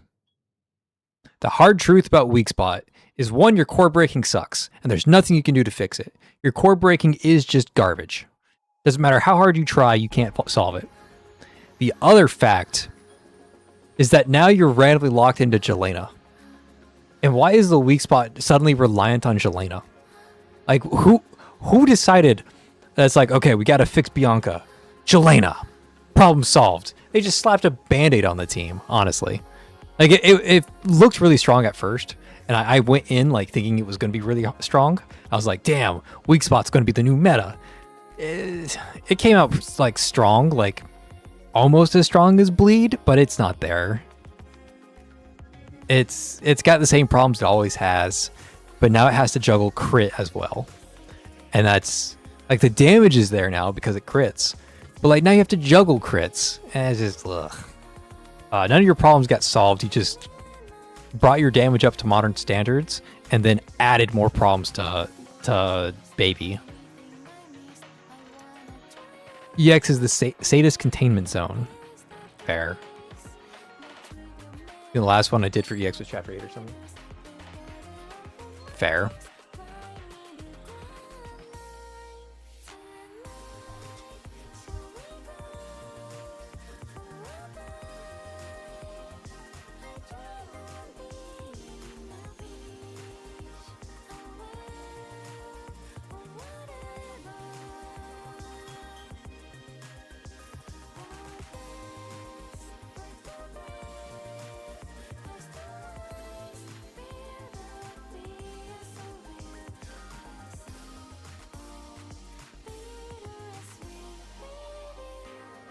Okay, chat. I'm going to take a 30-minute AFK. The contractor just arrived. So let me put like a text on screen or something. Text. AFK BRB house stuff. AFK BRB house stuff.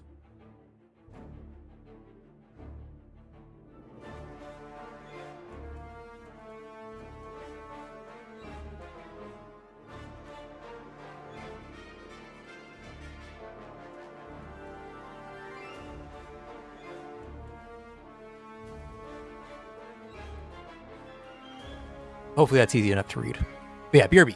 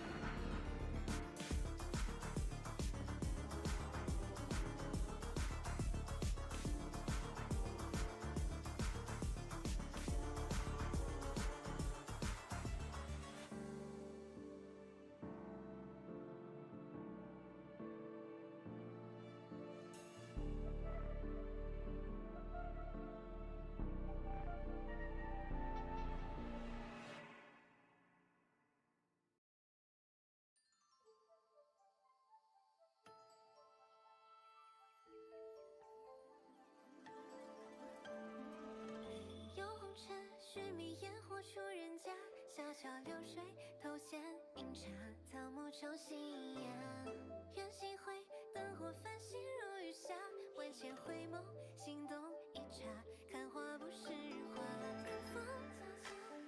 风悄然撩拨一帘紫霞，似揭开面纱，坠落偏坠入你眉眼如花。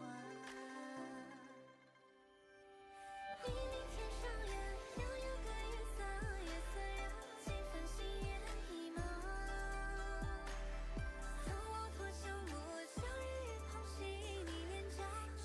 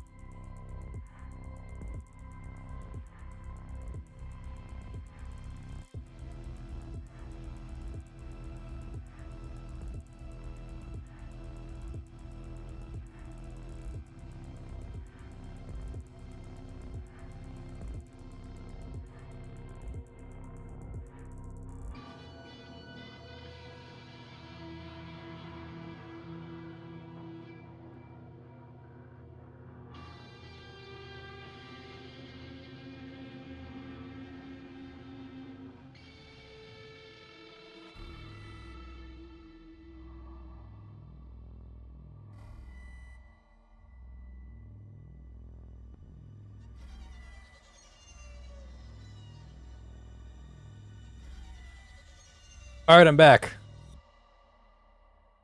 Music is still playing. Woohoo. Let's move on to Source of All Evil. Sure, let's do that. A Shen song. How you guys doing? I'm back. That was a really successful interaction with a contractor. He was the one that I wanted to work with because he's the one most local to me, and he talked with me the most. I don't know how to say that in a correct way. He was willing to sit there and walk me through step by step what was happening, and he was the one I wanted to work with because he was the one who was local. I don't know him personally or anything like that, but he's like just almost in the same neighborhood as me. And he swung by. He gave me the best price. He gave me the best insight into the problem itself, and I'm confident in the work that he will put out. So I'm very glad that I had that interaction with him. I've called like 5 or 6 different contractors, and he was close to the others in price, but he was still the cheapest, despite me thinking the highest of him. So I'm grateful. Okay, let me catch up on chat because chat was going crazy while I was gone. I can't catch up on all of this chat. That's a lot of chat. I was gone for a good bit there.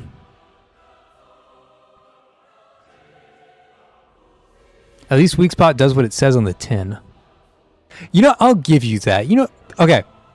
That's one thing that I will give Weak Spot. Despite all of the incessant text on Weak Spot. Let me go to Margaret real quick. Despite all of this text with Weak Spot and Peace Sculpture and Defender and Defense Mark and Defense Operation, like despite all of that, she's very simple. Meanwhile, you go over to Clem, and Clem is like, oh, I cause multiple things that do core damage, but they don't do core damage, but they will do core damage if their core is not damaged. And it's like, what the fuck is happening? Like, somebody please explain to me what this means. And like, when I read this, right? Core damage dealt by ultimate increases by 1. I thought that just meant the initial core damage. No, it means all core damage. So both of these are now 2. Not like 2 and 1. I thought that's what it meant. But no, it's 2 and 2, and it's...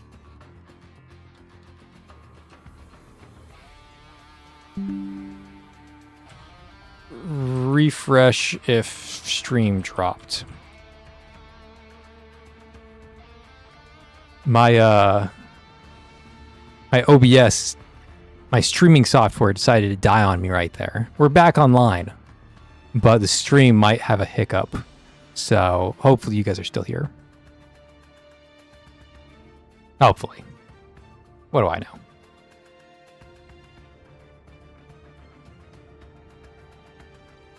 All good, all good. Good, good, good. All right, what fight is this? What am I walking into here? Oh, this stage was horrible. What about this stage? Oh, this stage was horrible. Okay, maybe we don't try this one.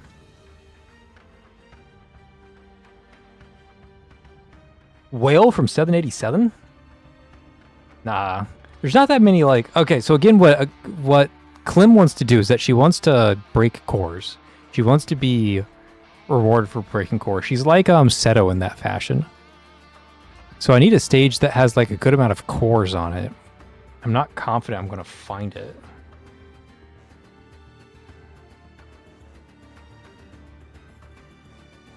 I'm not going to lie, the 28 energy cost is rough. If she was like 22, she'd be twice as good. Like unironically, at 22 SP cost, she would be twice as good. But at 28, it's a struggle for her to reach that. So yeah, I don't know. I'm like running the scenarios through my head and I can't find a solid answer. She's basically a reticle that wants to be an Umbra. I could see it. Honestly, you know what I honestly think? I think she's a reticle that has power crept Irene. That's what my head tells me. She has that same playstyle of Irene of like, oh, I want to nuke and break cores at the same time while laying a trap. She does all of those things while being like a pseudo DPS and like a supportive option for her team. Like it's all the things that Irene wants to do, but on a reticle, on a physical team. So, like I'm impressed with the kit. Like, I think this is a really... Again, if this is your first character in Path of Nowhere, you are spoiled. Like, really spoiled. But I think for a advanced roster, you don't need her. And the reason I say that is because Nox and Rahu take her job and just do it faster. They do it faster.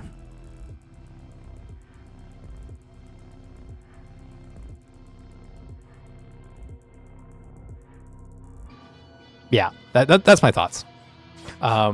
Completely replaceable, but a strong character nonetheless. A side grade, if you will, which is good because it's very difficult to like design a side grade. Like it's honestly impressive.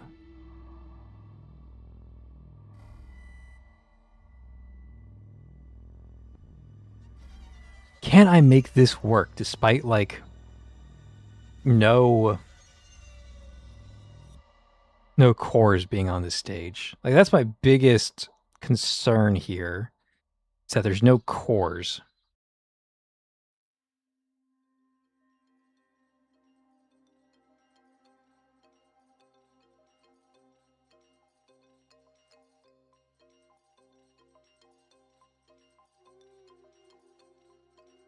I gotta let these people come over.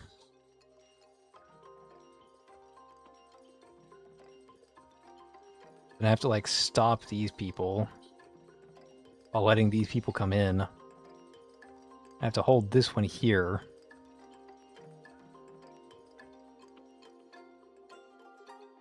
And then I die. Yeah, I'm taking too much damage. This particular season of Dark Zone is the hardest season we fought yet. And it's not really fair to Clem that this is what she has to like walk into on day one. Like this is not Clem's fault.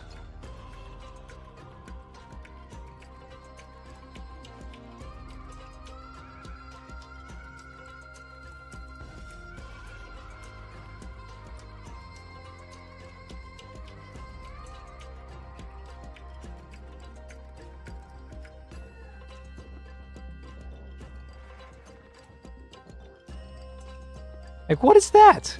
How am I supposed to fight against that? And how is this guy full HP, but his other partner died? What is happening?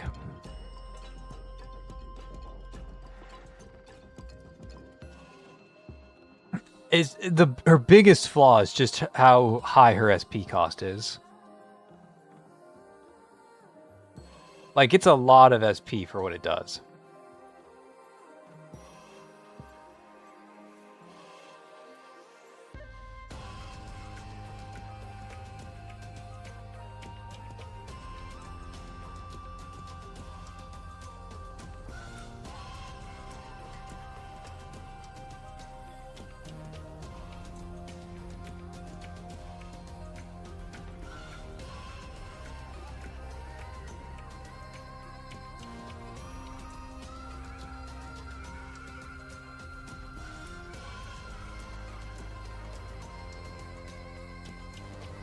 Hold on, we're cooking. We're cooking. We're not cooking very well, but we are cooking. Why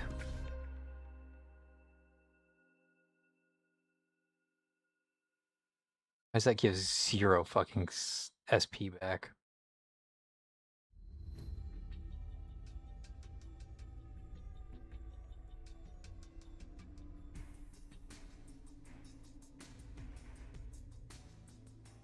I'm not getting anything out of this.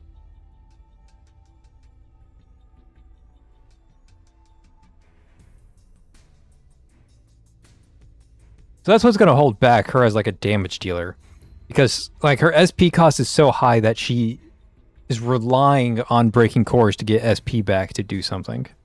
And you're not running her over limits. Like over limit, Clem is actually really troll. But if you go like an overlimit team, and like instead of running like Infer or Nox, or like you can take Shen out, like you need these three. You need Zhao Feng, you need Jixuan, you need Rust. And you have like 3 other like flex slots. And if you want to use Clem as one of your flex slots with THC, because again, getting that first ultimate really matters, then I think this works.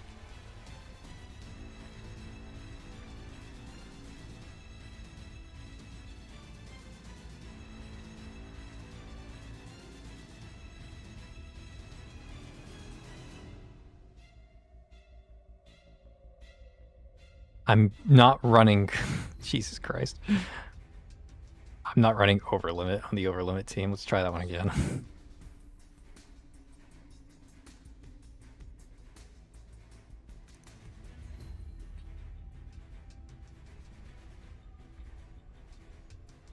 I'm also not running the Zhao Feng buff anymore.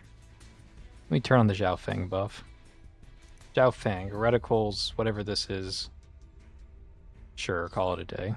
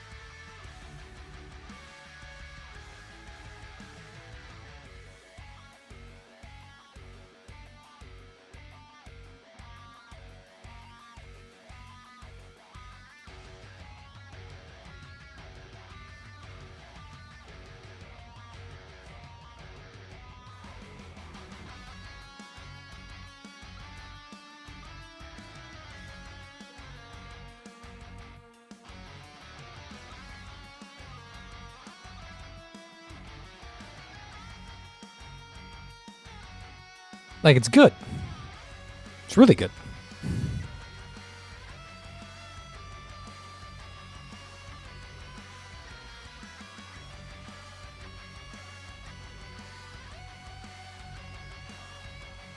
Like, don't get me wrong, it's good. I mean, look at those damage numbers. 93% to almost 5. She's doing it. She's actually doing it. Like, unironically, she's her. My Infer is better, but one of the reasons my Infer is better is that my Infer is S4. And I'm sure if I had an S4 Clementine, then I'd have a much easier time using her with her 18 starting energy, which again is her biggest weakness, is her starting energy. And she's probably much better with her S1, where she actually does more.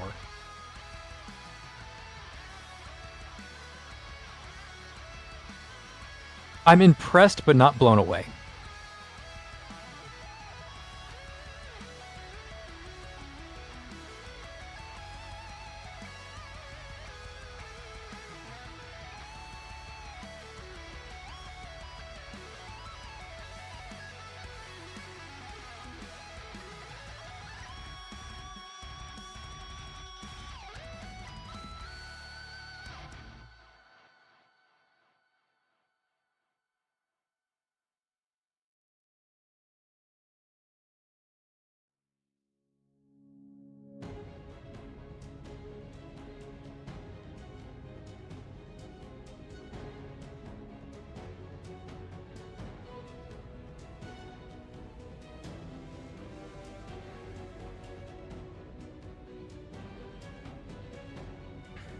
Like, how much can you complain about a 285, 286?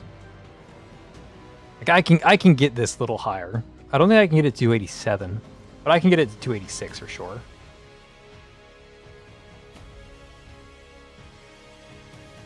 But again, the caveat there is, why would I spend so much time on Clementine when I can just run like an ordinary Nox? Right? Just like a who cares Nox. I'll run the same stuff. I'm never going to cast Noxel, but it doesn't matter. because I can just run a Who Cares Nox and do the same damn thing.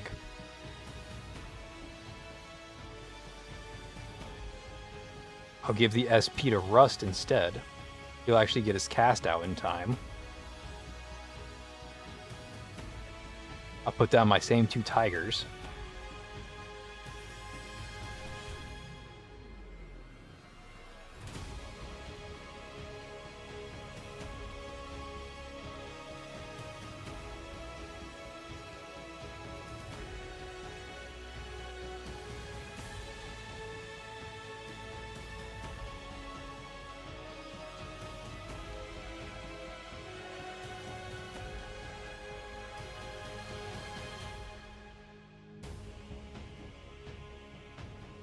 I messed up somewhere in there. I never used Shen. Somewhere in there I forgot to click Shen. That was going to be a really strong showcase of why it doesn't matter that you bring Clem.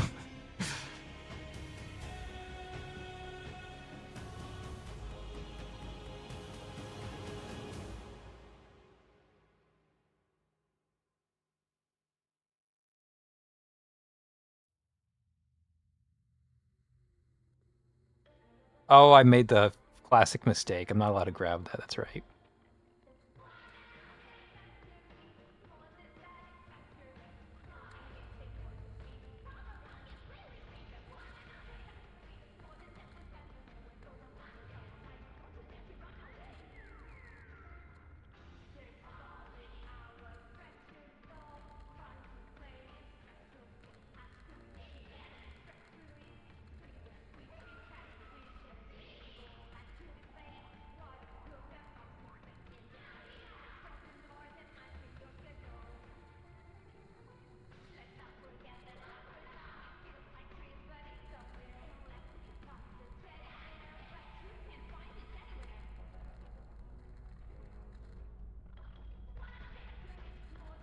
I'm 1 SP short.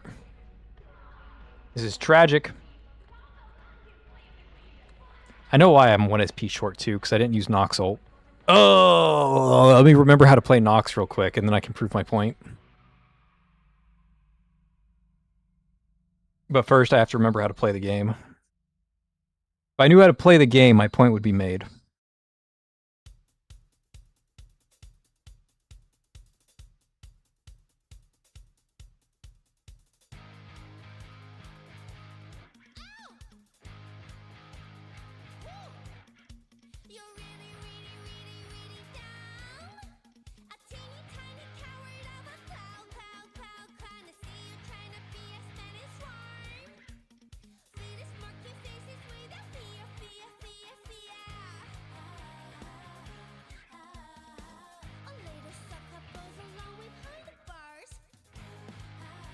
Okay, there you go. Why would you, like, pull for Clem when she just has the same exact performance as Nox?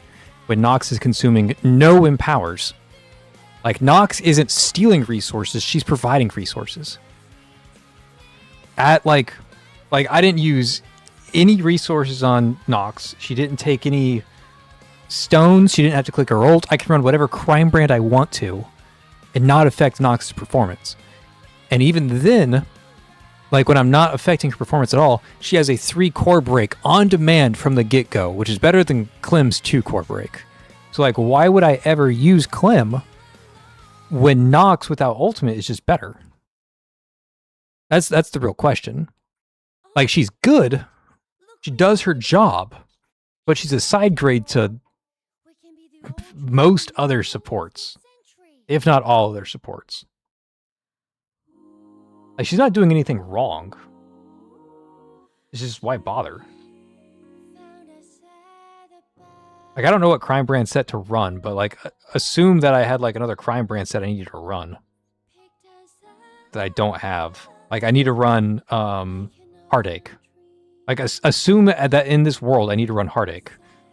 It's much easier for me to run Heartache on Nox because Nox doesn't need her ult, but Clem does. So I have to wait for Clem ult before she's useful. While Nox is useful right out of the gate. I don't have to do anything. And that greatly benefits, again, the overlimit team who wants to start and end the fight as soon as possible. Whereas Clem actually wants to play more on Empower, and she wants to just endlessly core break over and over again. So while Clem has all this overlimit synergy, it's just so that she can play an overlimit, not because she should play an overlimit. So, yeah, like Amy's saying, the Zhao Feng team has so many good options that making a dedicated support does not power creep any of the existing options, because they're all just so good already. And again, she's made specifically for Zhao Feng, but I think she's better as just like a mopper / core breaker / generic damage amp, and not so much because she fits on a dedicated team. I think the dedicated team is bait. She said that we are strong and pretty. We'll play leading ladies for sure. We had no choice but trust her every instinct. With her close we fear no more.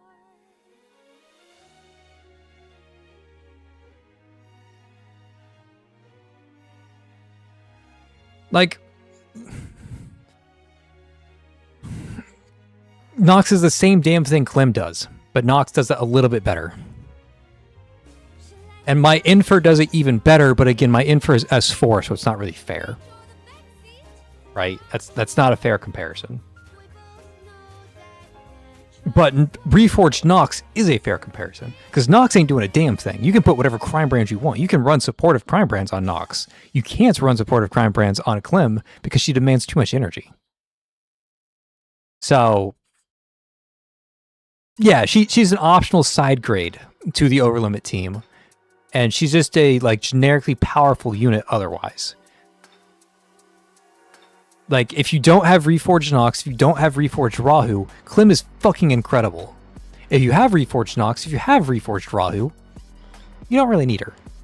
Same shit. So, side grade to already strong existing options, which means that she's really strong. Like, mind you, if she's just as good as Reforged Nox and if she's just as good as Rahu, that's really fucking strong.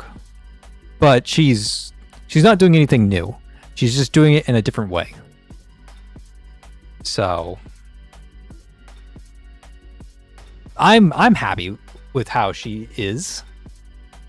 But I was expecting something different. I'm not upset at what we got, but I was expecting like immediate power creep. And I did not get immediate power creep. So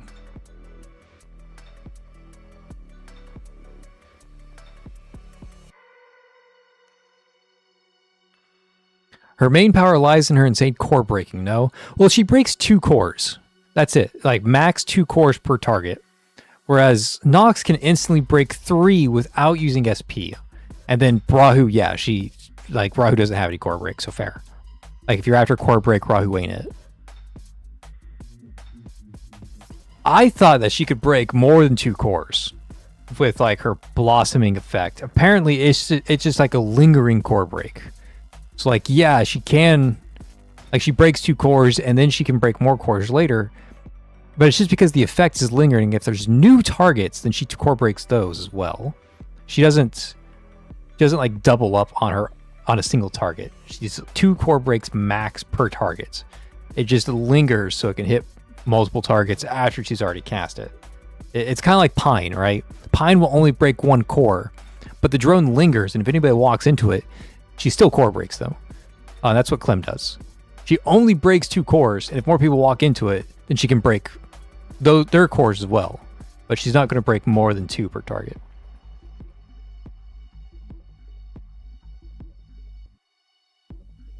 That eases my mind a lot. For a moment, I was about to look at Nox, Rahu, and Infer and just cry. Yeah. And like this is what I want Path Nowhere Balance to be. Like, honestly, I want new characters to come out. I want there to be interest in this new character while also not like being required to get her. Like, if I'm not interested in Clementine, then I'm okay, right? I have Reforged Nox, I have Reforged Rahu, I have a really powerful Infer. I don't need this Sinner.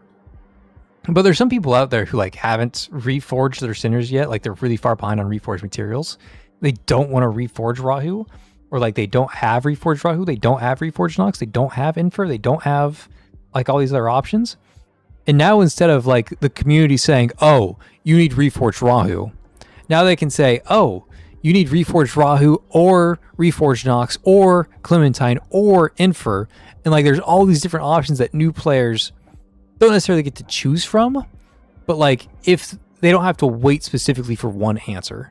Like right now on the crit team, the reason why crit's so trash, a failed concept from start to finish. Any team that does critical damage needs Jelena.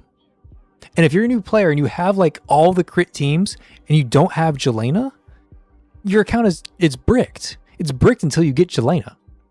Where at least on like this setup, on like overlimit setups here with Clementine, like if you get Clementine, you're fine. If you get Reforged Nox, you're fine. If you get Reforged Rahu, you're fine. If you get Infer, you're fine. If you get the dozen of other characters that work, you're fine. You don't need that one specific center. You have like a fan of options. And I think that's really good design. Quick question for the Infer slot. While I don't have her, who do you think is better, Lady Pearl or maybe Cassian Thistle? Normally I would say Thistle as just like a generic setup. But Overlimit specifically, they're already like super like saturated on attack percentage buffs, so you're not really getting too much benefit from Thistle, despite her she still has really good core breaking, but you're not really getting too much value from that ECB as you would on other teams. So that has me lean more towards Lady Pearl, but Lady Pearl really only works with Zoya. If you have Lady Pearl and Zoya, that's probably your best bet. If you have Lady Pearl and Zhao Feng, you're not doing anything, you're better off with Thistle. Cassian, I rarely bring up Cassian because he's like one of the more complicated centers in the game. If you know how to play Cassian, like if you read all of his abilities and you understand all of his abilities, then yeah, play Cassian. But, and like he out of those three, he has the strongest buffs for the Overlimit team. But Cassian requires you to read his kit. So keep that in mind. Yeah, they need Jelena alternatives, which is why Overlimit's better designed than Crit is. And despite like Clementine's main function being as like a supportive unit, I think she's giga broken in story. I think she's stronger than Nox in story mode. I think she has real potential to be like a primary DPS unit in the right circumstance, which is not this season of Dark Zone, because this season of Dark Zone is very hostile. And I think she's exceptionally good in Oblivion Pit. Exceptionally good in Oblivion Pit. So I think she has a lot of sauce outside of what we typically like rank centers for, which is like how easy are you to play and how well do you do in Dark Zone. Those are like the two primary qualities. And like story, ROTD, mania training, TOA, like all that stuff is like secondary or tertiary, right? Like it doesn't really truly matter. But I think she's particularly good in those tertiary game modes. I'm fine with mediocre, not must-pull characters so long as it isn't another Cynic situation, which I'm glad this isn't. Yeah, she's still very useful. It's just like her and another character are fighting for the same slot, and you can only bring one.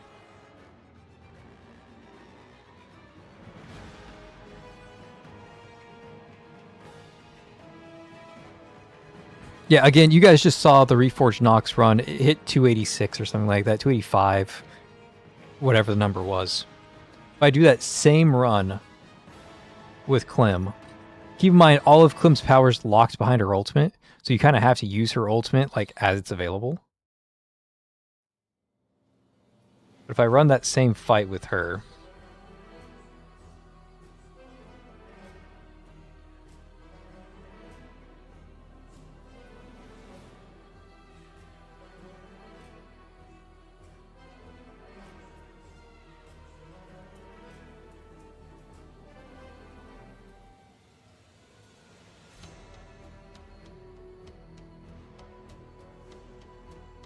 no, I didn't move. Okay, I misplayed this a little bit. Oh, I misplayed this a lot. Okay, hold on. I misplayed.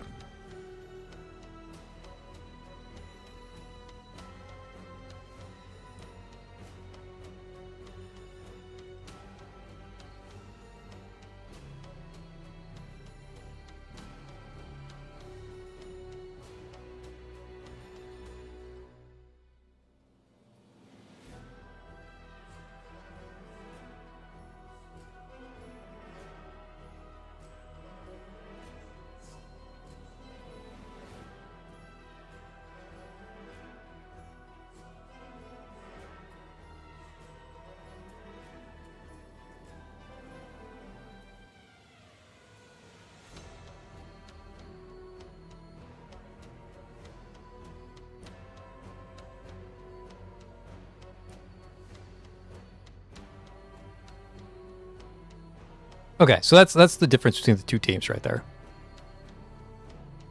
Are the two interchangeable centers. And the scores are nearly identical. I went from 285.9 to 285.4. It's the same shit. Different playstyle, like slightly different playstyle. But at the end of the day, it's the same result, the same level of power, the same everything. It's the same shit. So, pick your favorite. That's what it comes down to. Pick your favorite.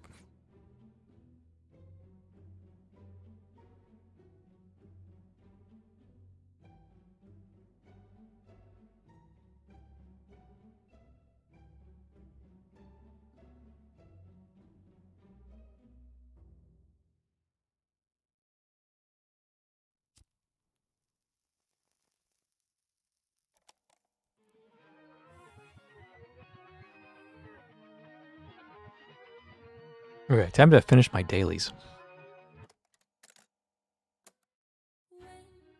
I think the most spice that, again, the most spice she has, I said it 100 times now, but running her in power teams. I think that's going to be like a genuinely nice thing. Like running Clementine as your 6th member on a bleed team actually sounds kind of fire. Running her as your 6th member on a weak spot team probably works pretty well. Like a team that relies on Empower, she kind of slaps.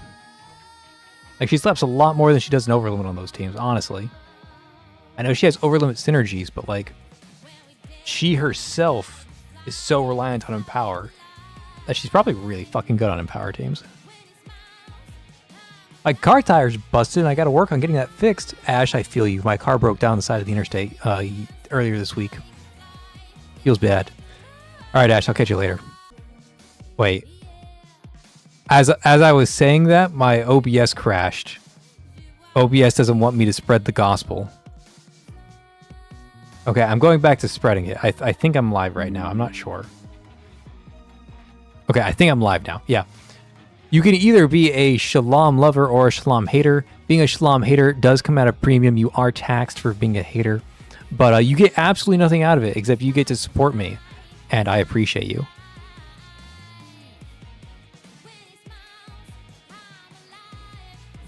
Also, you can help me pay for my broken down car and my broken window. Because I had both of those happen on the same week. So that's fun.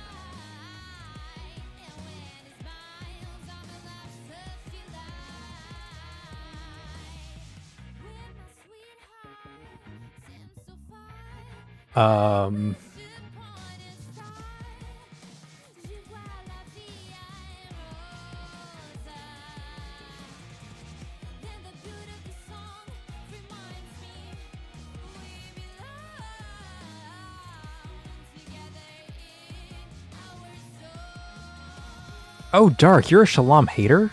Wow. Dark, I didn't realize it was like that.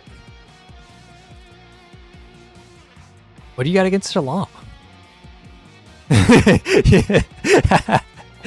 I was questioning it just as you started typing. On my end, I'm not sure about with the delay. On my end, I started talking and your comment came up mid-sentence.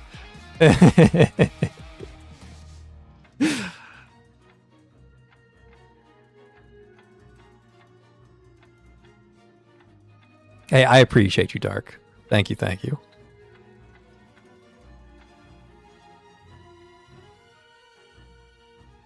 I think Silver does the same thing. I don't think Silver's a Shalom hater, but he is in the hater category. Timing was perfect. Yeah, absolutely. We were psychonetically linked for at least 2 seconds there.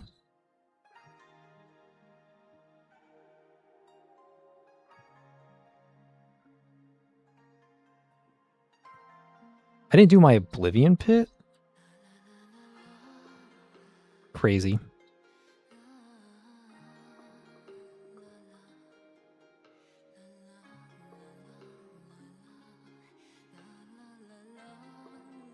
Okay, is there anything else you want to do before we end stream? I know there is a big AFK period in the middle of the stream, but it's getting close to my bedtime. And I still have to eat dinner and hang out with the fiance.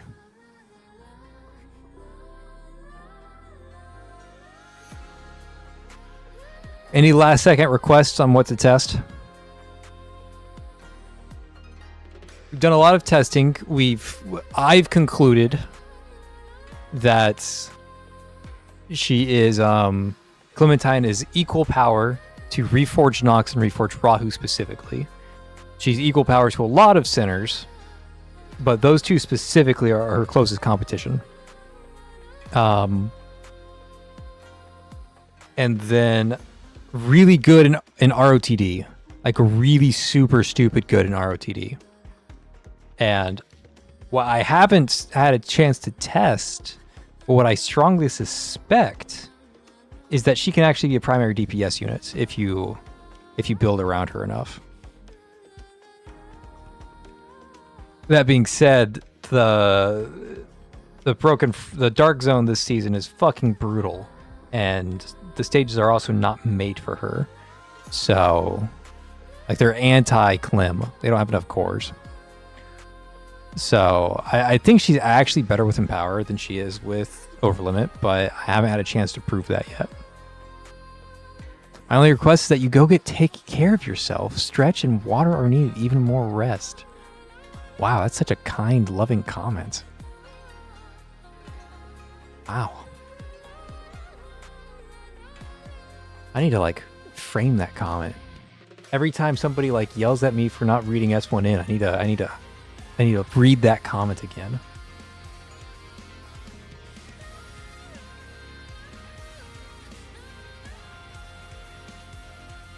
To be fair, okay, so I mentioned this a few times in the past, but I do delete comments from my page, but I only delete them if they're like super rude. Like, there are people who disagree with me, and that's fine. They're allowed to be wrong, right? But it's like when they're rude and they disagree at the same time. It's like this. Where do you think you are? Get off my channel. You're not allowed to be rude and wrong at the same time. But I haven't had any rude people lately, so that's kind of a blessing. We take those.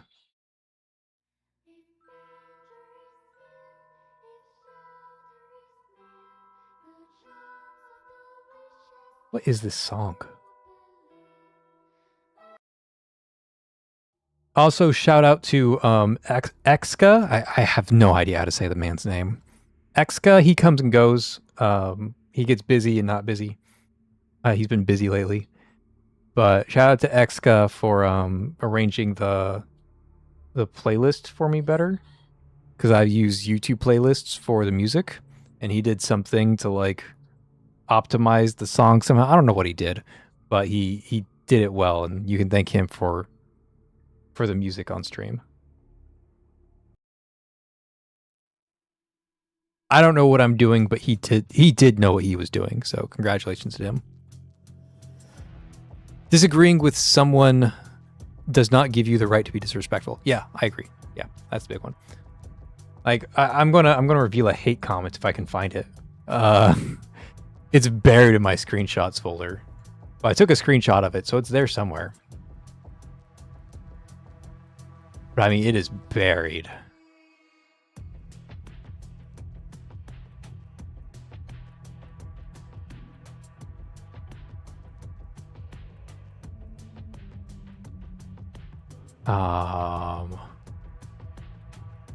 La-di-da-di-da-di-da-di-da. La-di-da-di-da-di-da-da. It's going to take me forever to find this, but I'm going to find it.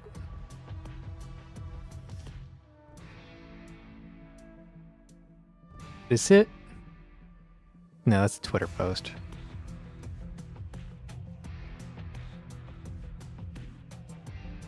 Where's the mean comment at? I'm not going to be able to find it. I'm getting into RuneScape screenshots. I've gone to the point of no return. God, now I want to play RuneScape. I don't have time to play RuneScape. As much as I want to play RuneScape, I ain't got the time to play RuneScape. I want to. It sounds really fun. Can't do it though.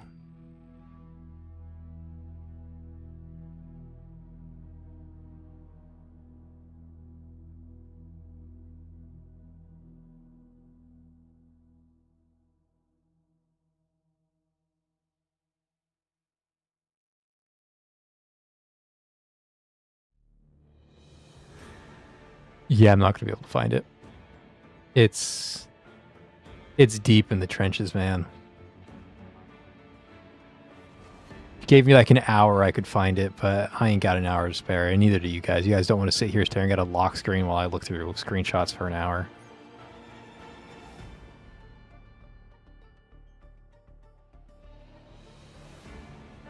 It was a mean comment. Like the tone was aggressive and argumentative in like a bad way, like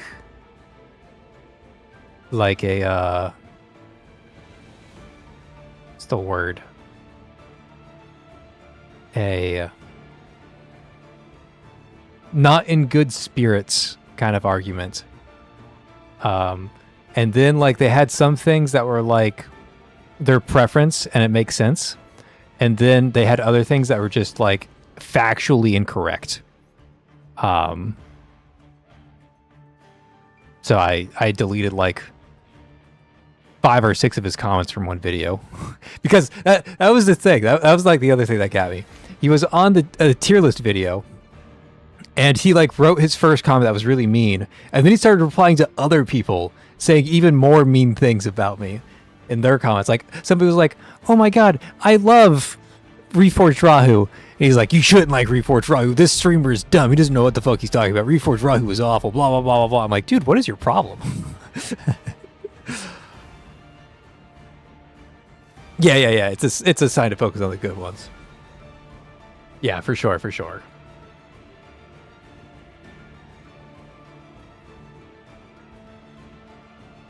Okay, yeah. I'm going to call the stream there. I'm going to grab some dinner. And then I'm going to relax for about an hour before I fall asleep. Thankfully, tomorrow is Friday. And means I have time to do other stuff this weekend. It's also a busy weekend. Like I said, I have car problems right now. My car has an appointment on Saturday. And at some point, this window is going to get fixed. Might be tomorrow. It might be Saturday. I don't know what I'm doing Sunday, but I'm probably booked then too. I've been a busy bee lately, and I honestly probably don't even have Sunday because I might be working overtime on Sunday. So your boy's been busy. To give you guys a life update outside of Paths to Nowhere. Outside. Again, about 2 months ago now, 2.5 months ago, somewhere in that range, I left my old company. And my old company was a multinational, super mega conglomeration that had its toes in like every single business in the world. I mean, it's in healthcare, it's in national defense, it's in international defense, it's in energy generation. It was in everything. And it was just such a large corporation that it had no soul. It was just spreadsheets. That was the only thing that mattered, was the spreadsheets. And at some point, I just grew numb to it.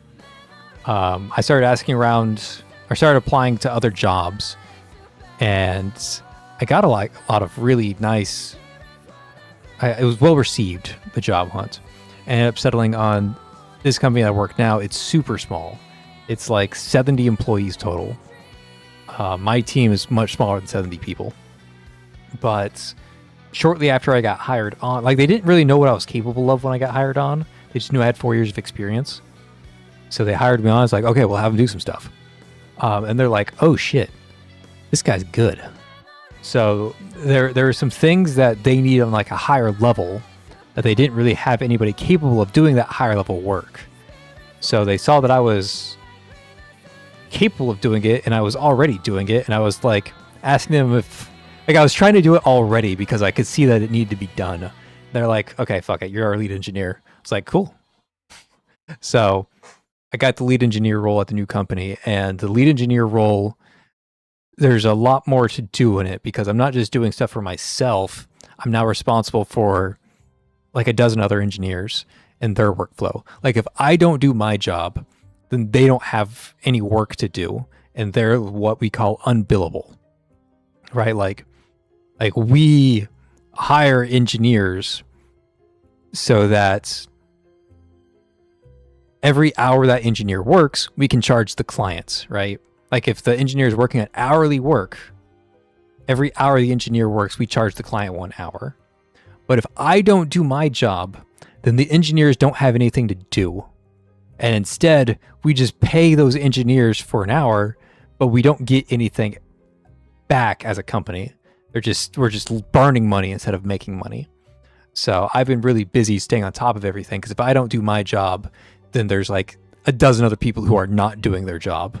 So it's a lot to stay on top of. On top of my regular stuff, right? I do all my regular stuff and then I do all my organizational stuff and then I answer all of their questions because I'm like the most senior blah blah blah blah blah blah blah blah. Yeah, it's I've been busy. But yeah, I'm gonna head out. Thank you guys for listening to me rant for the past like 30 minutes. I haven't been playing the game at all. But I'm having a good time just chatting to you. Y'all are super fucking sweet. And catch you next time. Don't know what when my next video is gonna be. It's probably gonna release Sunday. It's my goal. And I don't know when the Clementine video is gonna come out. Soon, TM. But yeah, I'll see you guys then. Peace.